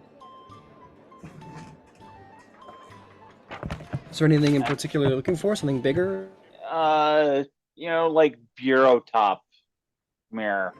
Something that I could put in ring space. She goes, I imagine you're not saying ring space to her. Yeah. Yeah. She says, no, we have many delightful mirrors of various sizes. If you want something that's more like full person length, yeah, we have like a square one. We have like a rectangular one over here. But we have the very nice one off to the side here. This is probably the nicest we have in the shop, with the filigree on the side. It can be mounted on a wall, and she just kind of takes you through. And she has a great variety of mirrors with various framings. Nothing that like a noble would put in their house, maybe except for the more expensive mirror. But they're nice. They serve the purposes. Yeah, I'm looking for like a bureau top. Yeah, excellent. She brings you to a burrow top mirror, and she says she finds you one that's like, well, probably like 2-foot diameter mirror, with a mounting on the back, and she'll say you could purchase this one if you were interested. While I look up the price of mirrors in this game.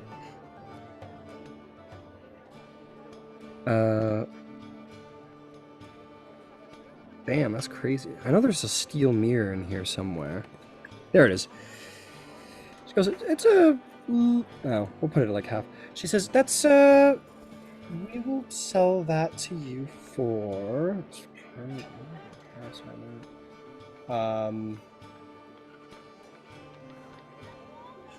Mathing, hang on.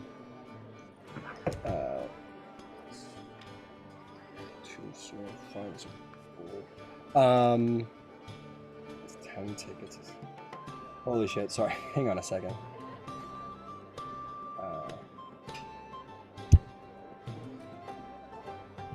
Okay, she says like that'd be about 50 tickets. Conveniently, they have 50 tickets right here. Excellent. I'm glad to hear it. But please enjoy. And she will take it off the wall and she'll sort of wrap it in a paper, and she will hand it to you. Awesome. Yeah, great. That was well under the price of a normal mirror, so you got a bargain there. Later today, she's gonna go, shit, I forgot tickets are worth this much. Anyway, yeah, so you get that. And one other little side attraction as you're walking with your big mirror, you see this tent over here, where there isn't anything on top of it to tell me what it does. But I know what it is, I think. Painter. Oh, yes. You hear, Poison the King! Come out for Poison the King! Whoever wants to play Poison the King! We must bring down the scattering war! We must poison King... Oh, what's his name? King Torig, I think. I've forgotten my lore, sir, ladies and gentlemen. But you can poison the king here! Yes, come play, come play! And that seems to be what's going on over there, some kind of game. Who else? Yvain or, Jewel, do you two have anything you want to do?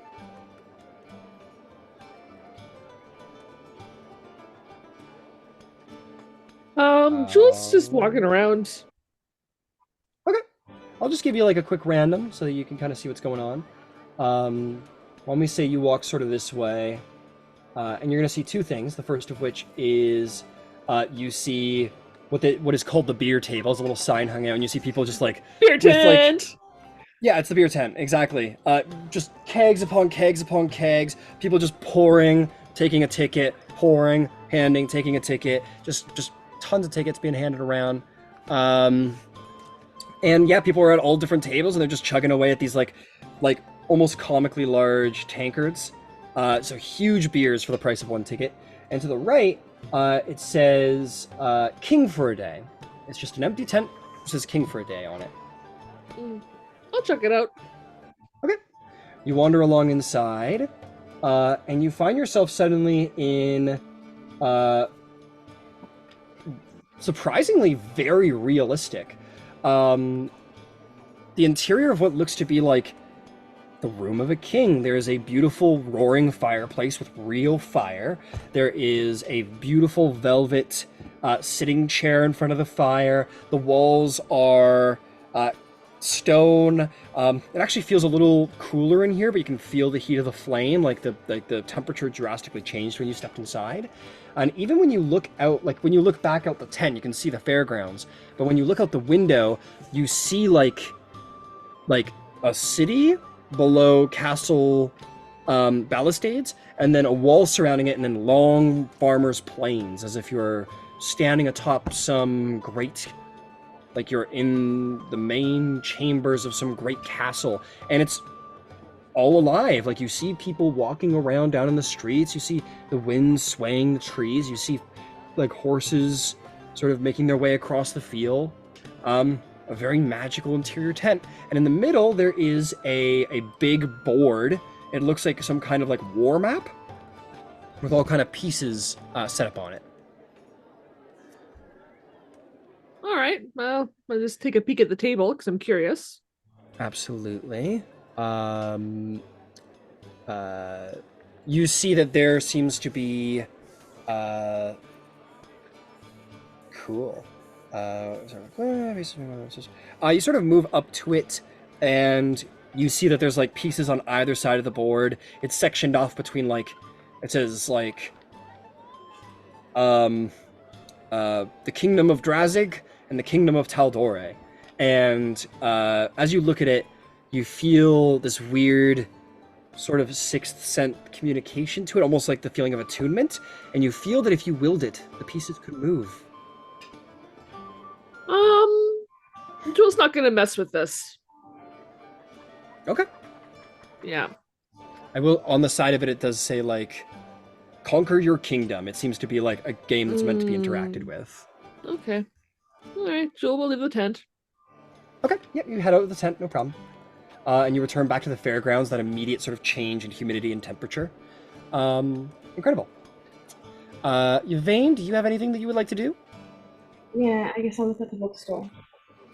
Yeah, you head over to the bookstore. Similarly, yeah, you see Finch buying their candy apple. You make her over to the bookstore. Can I Sorry? stop and talk to Finch real quick? If Finch is Sure. like that.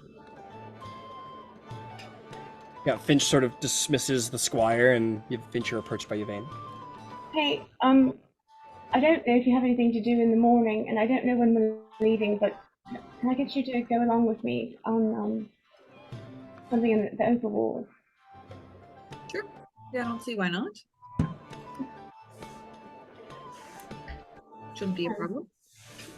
And she'll awkwardly bebop on over to the bookstore. Okay, kind of wander past. Yeah, you see the gentleman sitting there going, read a book and learn something. Gods forbid you learn something. Hello, ma'am. He's sort of almost surprised that there's a customer. He sort of stands up and says, yes, feel free to peruse my selection around the tent. What's in there? What you got? I've got plenty, please. He shows you around. Nothing too archaic as far as you can tell, at least not initially. He says, there's plenty of books within. I have books on the history of Tal'Dorei, books, the documentation about the Calamity. I have some books for younger children. I have some maps. I also have maps to be purchased. I do have a couple maps of the city of Westruun itself. I have one or two maps of Tal'Dorei. They are, of course, a little more expensive.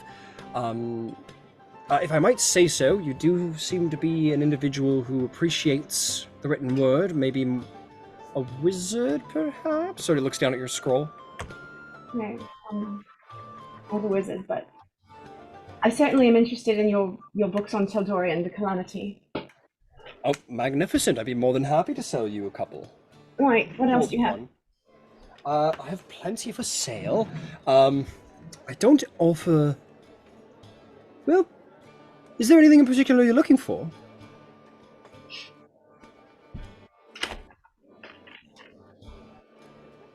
Anything on primordial beings? Primordial Elementals. beings. Yes, elementals. Like I said, I have many books on the Calamity, a famous event in which the gods fought massive elemental beings. I do think I have one or two tellings by Scanlan Shorthelt himself regarding the final battles of Vasselheim, which did indeed involve a massive earth elemental. Could be something interesting in there. I have a couple fairy tales about the various planes of fire and water and air and earth and such within. Many such books. A couple more academic-based books here and there as well. No, I'll take this full. How much are they? Oh, certainly. I need to go Let get me. tickets. How many tickets do I need to bring? Sure. And he will find that out for you. Books are a little more expensive. It's So the that's book on the cool. history of the Tal'Dorei, the book on the history of the Calamity, Scanlan Shorthalt's telling of the battle at Vasselheim, and fairy tales about the elemental planes. Fantastic. Okay, let's see here. Standard book is 25 gold pieces. So that's going to be a big number of tickets. Yeah, so that's going to be 100 gold. That is... so in silver, that is 1,000 silver. So by 2, that's 500. It says all together, that would be about 500 tickets. Right, fine. We'll be back in a moment. I'll go. Fantastic. So, yeah, he'll. I don't necessarily feel like I have to roleplay that out if I can just go get the ticket. Sure. You. Yeah. You So spend. it's 100, it's that'd 100 be gold, 100 gold entirely. Yeah. No worries. That's right. Got it. Cool. He says, if you don't mind my asking, what is your interest?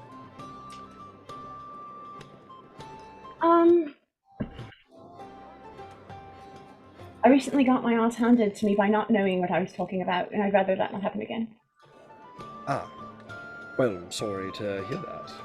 Well, you're certainly in the right place. I'm very sorry to hear that. Well, I hope they serve your purpose. About history of Tal'Dorei. Well, I know quite a great deal. I'd be more than happy to discuss if you open up one of those books and I'm still here. I'd be more than happy to have a little chat. I always love speaking of history. Thank you. Thank you. I may. Let me go look through the book and see if there's something that comes to mind. I've been most recently looking at the scattered wall, but I don't think I'm going to get anything. I mean, you wouldn't happen to know what the Dawn Circle's druids were protecting out in the middle of nowhere? He goes, the Dawn Druid Circle. I admit there's a very obscure piece of history to do with the Scattering War. Mostly forgotten. I know it only by perchance, being here in Westruun. I had heard tales of some horrible place and the decimation of those very interesting little slice of history in the Scattering War. Well, not terribly interesting, more tragic than interesting, I would say. True.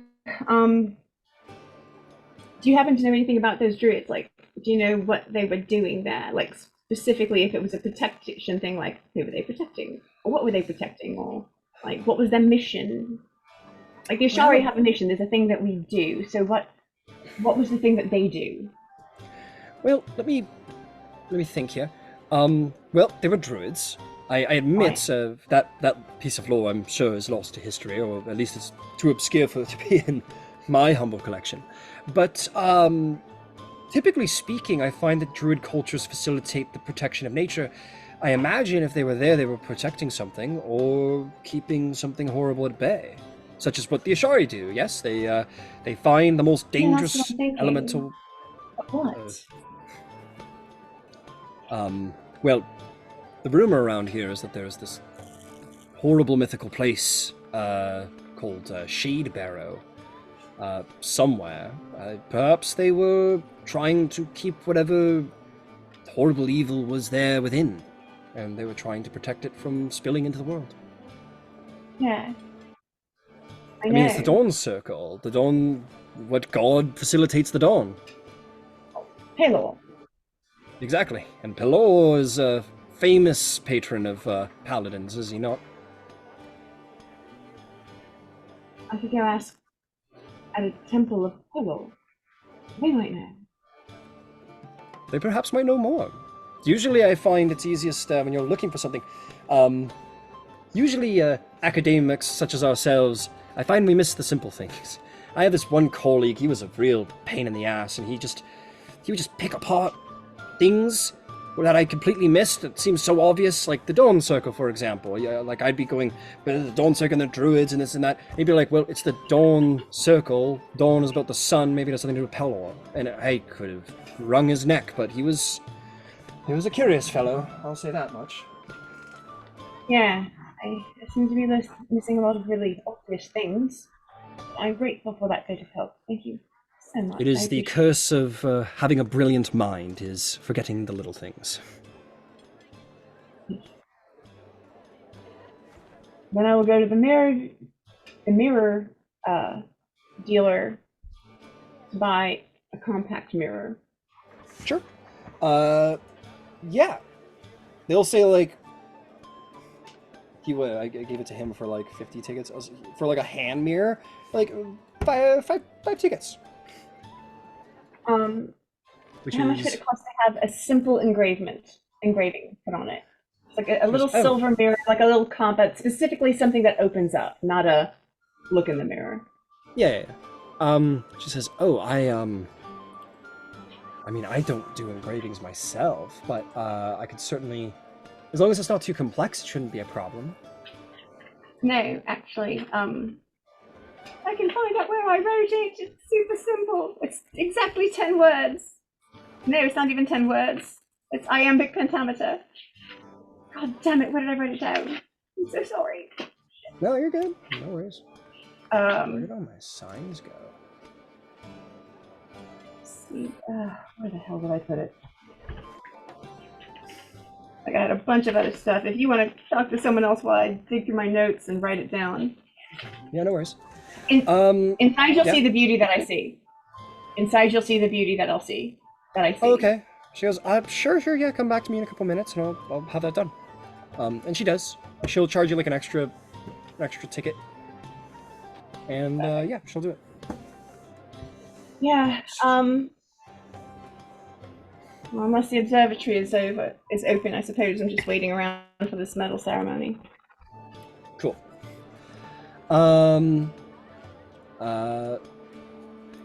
Yeah, I imagine the observatory is probably closed on festival. Like, nobody's running anything today. Everyone's off enjoying the festival.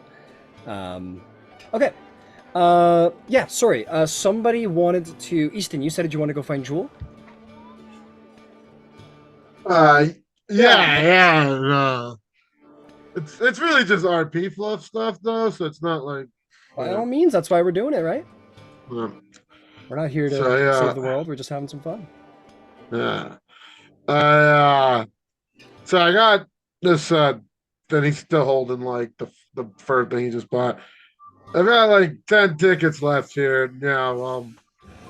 Festival, isn't it? So, we should, make a memory, or something. I've been looking for the rest of the AC. I haven't been able to find everyone, but I was thinking, you want to spend these 10 tickets with me? Beat me at another game of cards or dice? If you want to, I mean, by all means, we can go play a game. Yeah, that's what I was thinking. Let's have a nice fun time before, all right. And either way, do you see anything you like? Well, this is kind of silly, but why don't we try to catch the pig? The one running around squealing, covered in mud and, well, itself, metaphorically and literally. You said you wanted a memory. What is more memorable? I did say that, so yeah, you know what? Let's do it. And imagine the look on Zarvog's face when we hoist that sucker up. You hear All Finch in right. the distance. Do it. Do it. Let's do this. You hear like the guy who seems to be running the show. He goes, "Do I hear new contestants in the corner? Come on, come play, come get that. I bet you can do it." Nah. Jill's gonna take her jacket and her cloak off. Hey, let's hear it. Let's hear it. And you, sir, yes, come. You too. You as well. Yes. Hey. Yeah, just give me a second here. Easton's gonna pull out a very shiny looking what's it called? Those things that you drink alcohol in from? Flask. A flask. Yeah. To take a mutagen first. You're like, yeah. Give me a minute. He takes alright, yeah, any dexterity cuts. Yeah, just step in there. Yeah, you're like, give me a minute, and you like run around the side of the tent because I imagine the consumption of a mutagen is not a pretty sight. Pretty sight, yeah, no. So you very, very Witcher-esque rating. You're like, your veins fucking rip up your throat. So you run around the corner, you pop a mutagen, you come back looking a little like.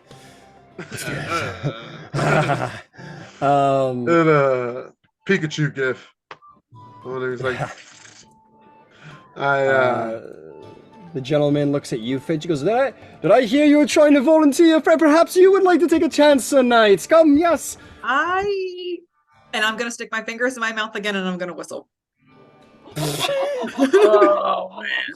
Yeah, Beverly comes running with Mick. So dirty. It's like, stop fucking running away from me. And Beverly is like, the fuck? And comes up to you and goes, what can I, like the apple's almost gone. Goes, what can I do? Is everything okay? I'm gonna take the apple from her, and I'm gonna look at her dead in the face, and I'm gonna say, "Make me proud. Catch the pig." She kind of like, okay, yeah, I'll do it. She like takes her coat up, her like this like tiny like really not even anything jacket, takes and like throws it on the ground. Have you ever seen that gif of that like 3-year-old who's taking off his jacket and he's like a total fucking menace? That's basically Beverly right now. She like takes it out. She goes to jump over the fence. And actually does a really good job. She like side vaults it. She's like about like halfway up the leg in mud, and it's like, yeah, let's do this. She's like super into it. Easton and you get in there. What does Mick do? Does he go too? Does Mick go too? Yes. Mick's an urchin. He doesn't give a fuck. He's like, He absolutely does.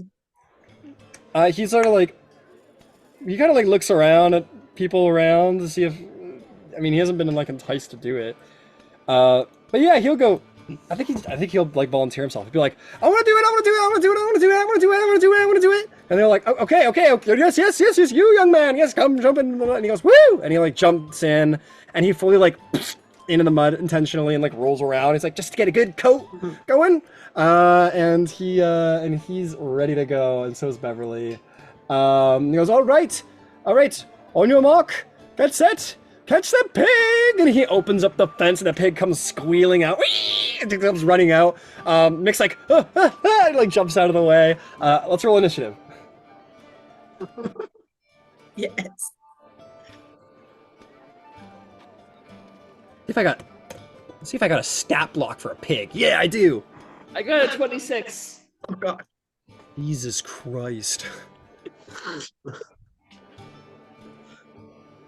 Man, this is gonna be so hard against this 0 CR creature. Jewel uses her sickle on the pig in front of her. Just gets. Yeah. Really, Just gets the fucking leather carving fucking sickles out. Oh my god! Absolute menace to society.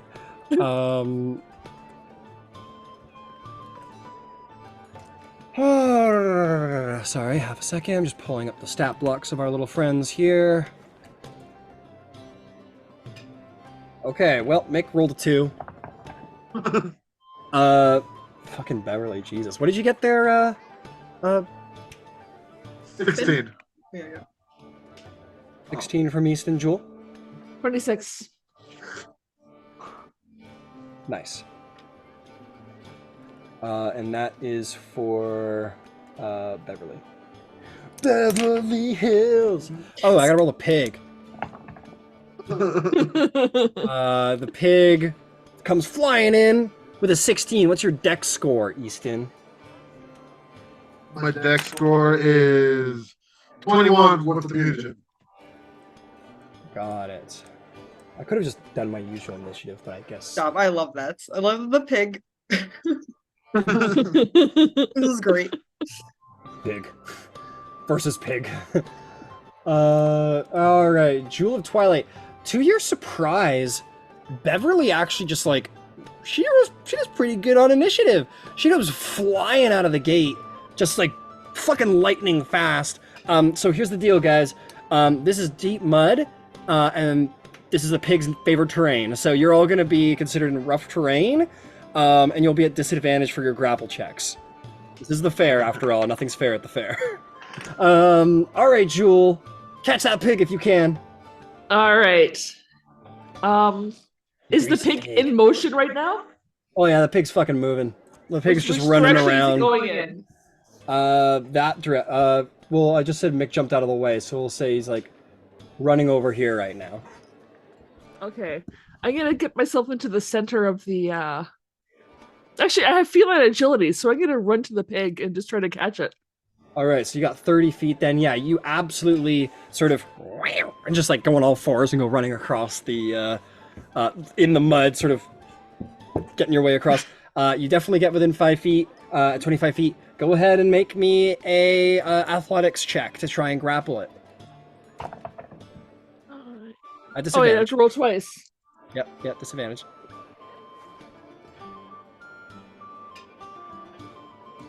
Sorry, it's athletics? Athletics. 11. 11. You sort of like jump and like get your arms around the pig, and the pig and sort of like squirms out of your grip, and you're sort of like left like laying in the mud as it sort of wheels and sort of gets away.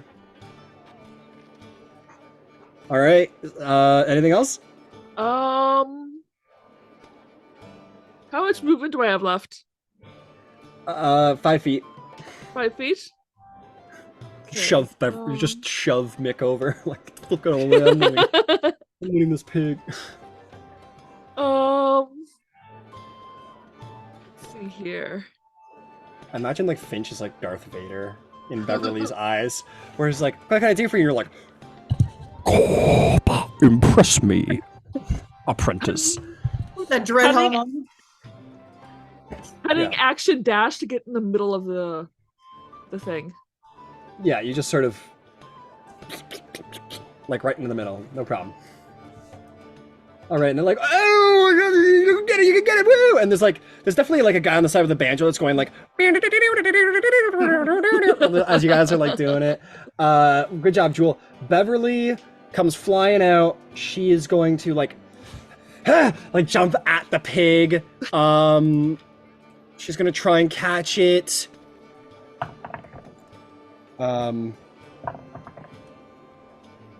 She doesn't get it. She like goes for the pig. The pig fully just like smashes her off her feet. She ragdolls through the air and lands in the mud.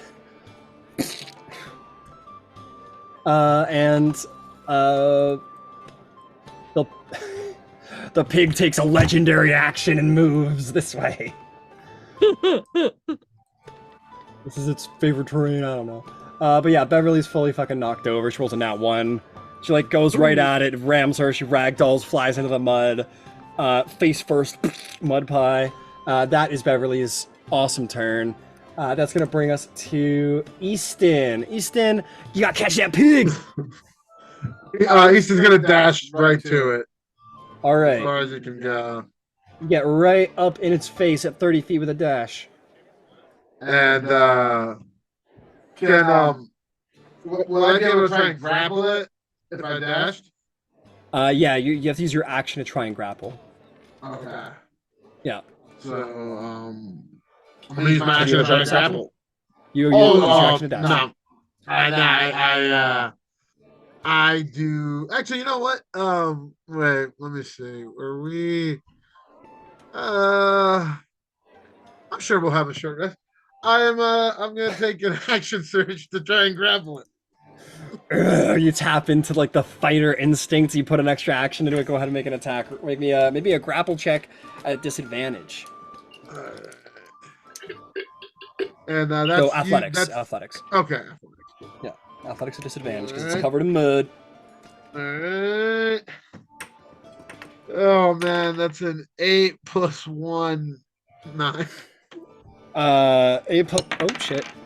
Yeah, you similarly, like, you're bigger than Beverly, so you can like run at it and try and body it, and you do, and you get your like head like around its neck, and it sort of and it like squeals back and out of your arm and starts like running around you. And the pig is going to disengage and is going to run 30 feet this way, and that's its whole turn.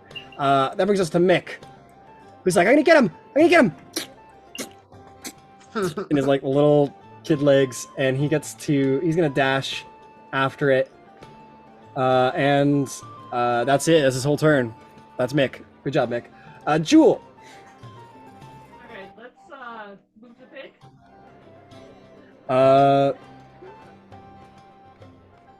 You're going for the pig. All right, yeah, going for the pig. All right, 15 feet gets you right in range. All right, let's try to grapple that big boy. All right, go for it. Maybe an athletics check at disadvantage. See if you can get the pig. 14. Roll the 14. DC 14. Nope, didn't make it. I got a 10 plus 3, 13. This time you like fully jump after it and miss entirely. The pig just like you undershoot it. You underestimate the pig's speed in mud, and it runs right by you, and you into the mud. Anything else?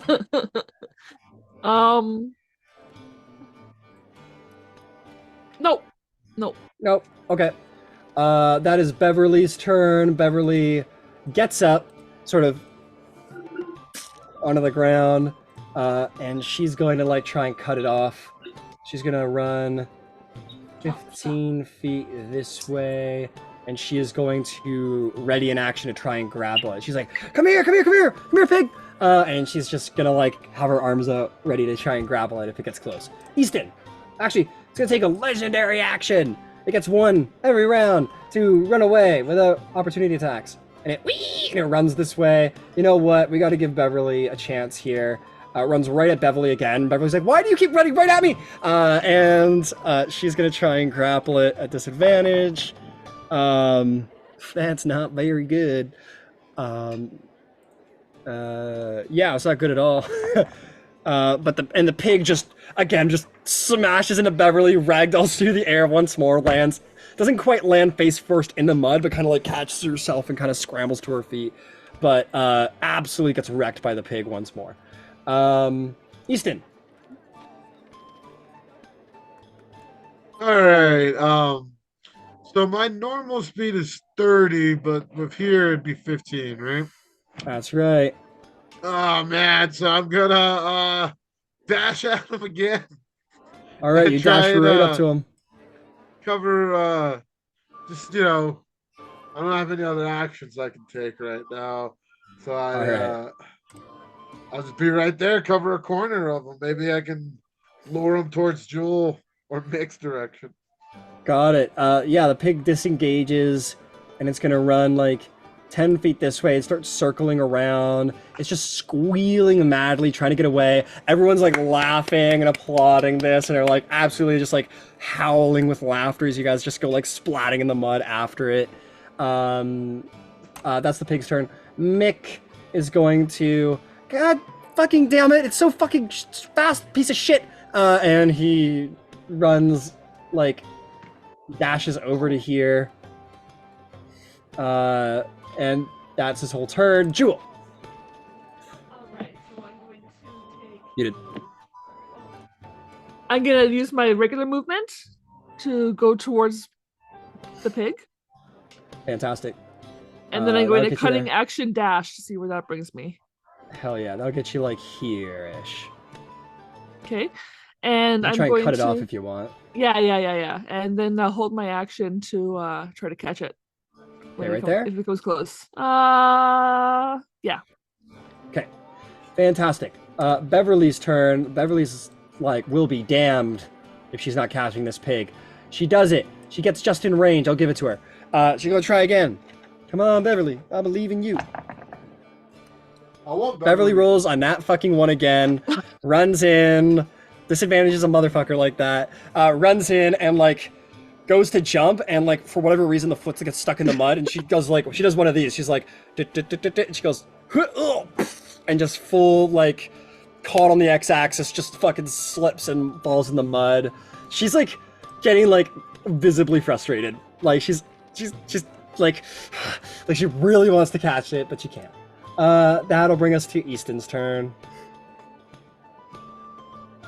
So again, usually if I'm in distance, I'll run to it. But all I can really do is keep dashing after this pig.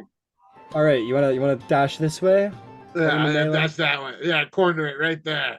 Corner it right there. Got it. The pig will take its legendary action, and it is going to, and it's going to squeal, and it's going to run this way. 13. It's going to go 15 this way, and then it's on its turn, and it's going to take the dash action, and it's going to run 30 feet this way, and it's going to run 30 feet this way, and that's the pig's turn. Jewel of Twilight. Muted. Regular movement towards Yep. the pig. 15 right there. Cutting action dash. You got there. All right, let's try. All right, give it a shot. No. No, that one. No. I got a 5 plus bonus. Just 5. That's it. Got a 7.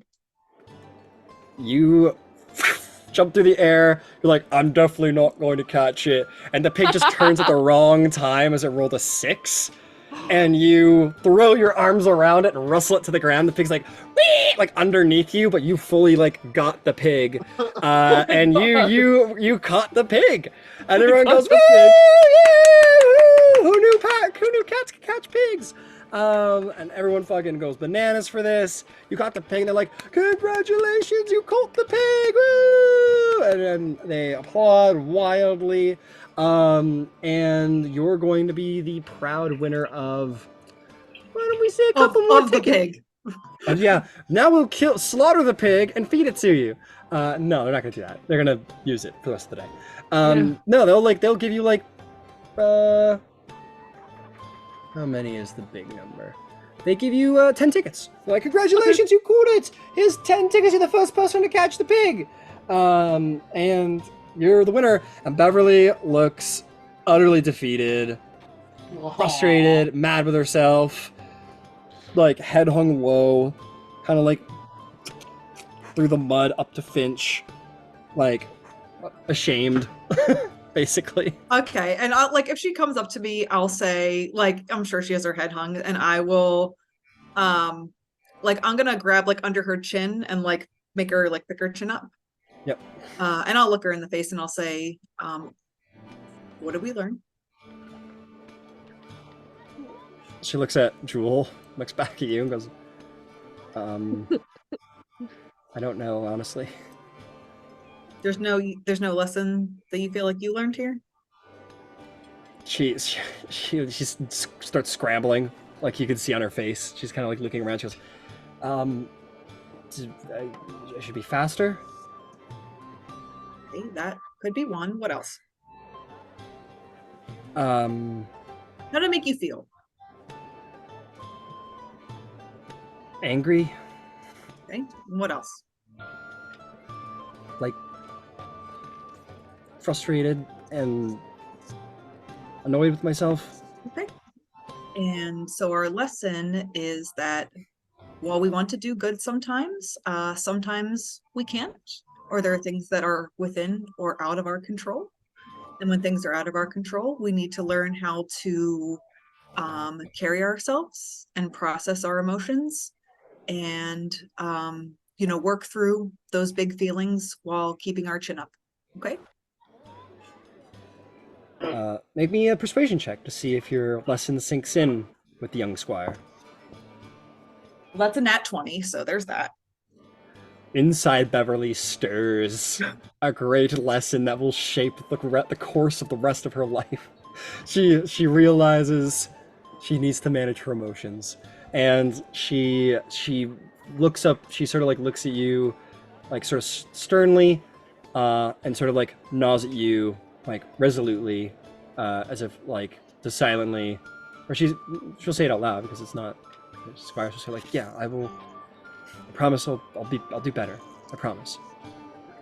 And I'll try and like dust her off like a little bit. And I'll just say, go clean yourself up, and then I'll like hand her candy apple back. Ooh, prestidigitation, everybody. There you go. That. All right, cool. She sort of nods at you, Finch, and then kind of like, you see she kind of lightens a little as she's walking away, like maybe she was expecting, I don't know, to be fired or something.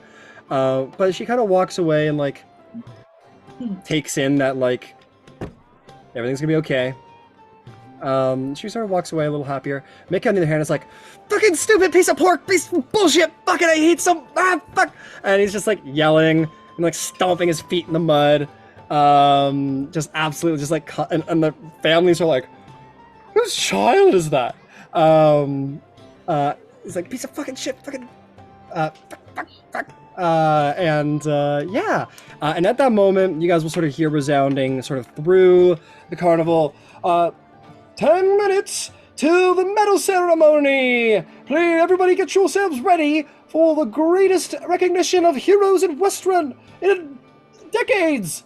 And people are beginning to, will begin to start corralling in the direction of the stage for your medal ceremony. But we will have our medal ceremony, and we will see what the result of our heist is most certainly next week. Good job, everybody. Are we Oh no, yeah, probably not next week. No, it's We got Christmas and New it Year's. is Merry Christmas. It's Christmas and then New Year's. So guys, God, we're gonna be off for a hot minute. I'm sorry to say. Lame. Wish it wasn't the case, but we'll pick it up in January. And everybody go ahead and take inspiration for next session, and because it's Christmas. So Merry Christmas, Happy Hanukkah, all of the celebrations, and Happy New Year, and we'll stay in touch until January. It'll be That was awesome. yeah, and hey guys, January, we're gonna have this little heist, but then we're on to new adventures. New year, new adventures for the Roar Concordant. Mon, who knows what's next? Wicked. Woohoo! Wicked. Oh, wicked. All right, good You session. guys are all everybody. awesome. Thanks for a great session. Thanks, guys. Happy holidays, guys.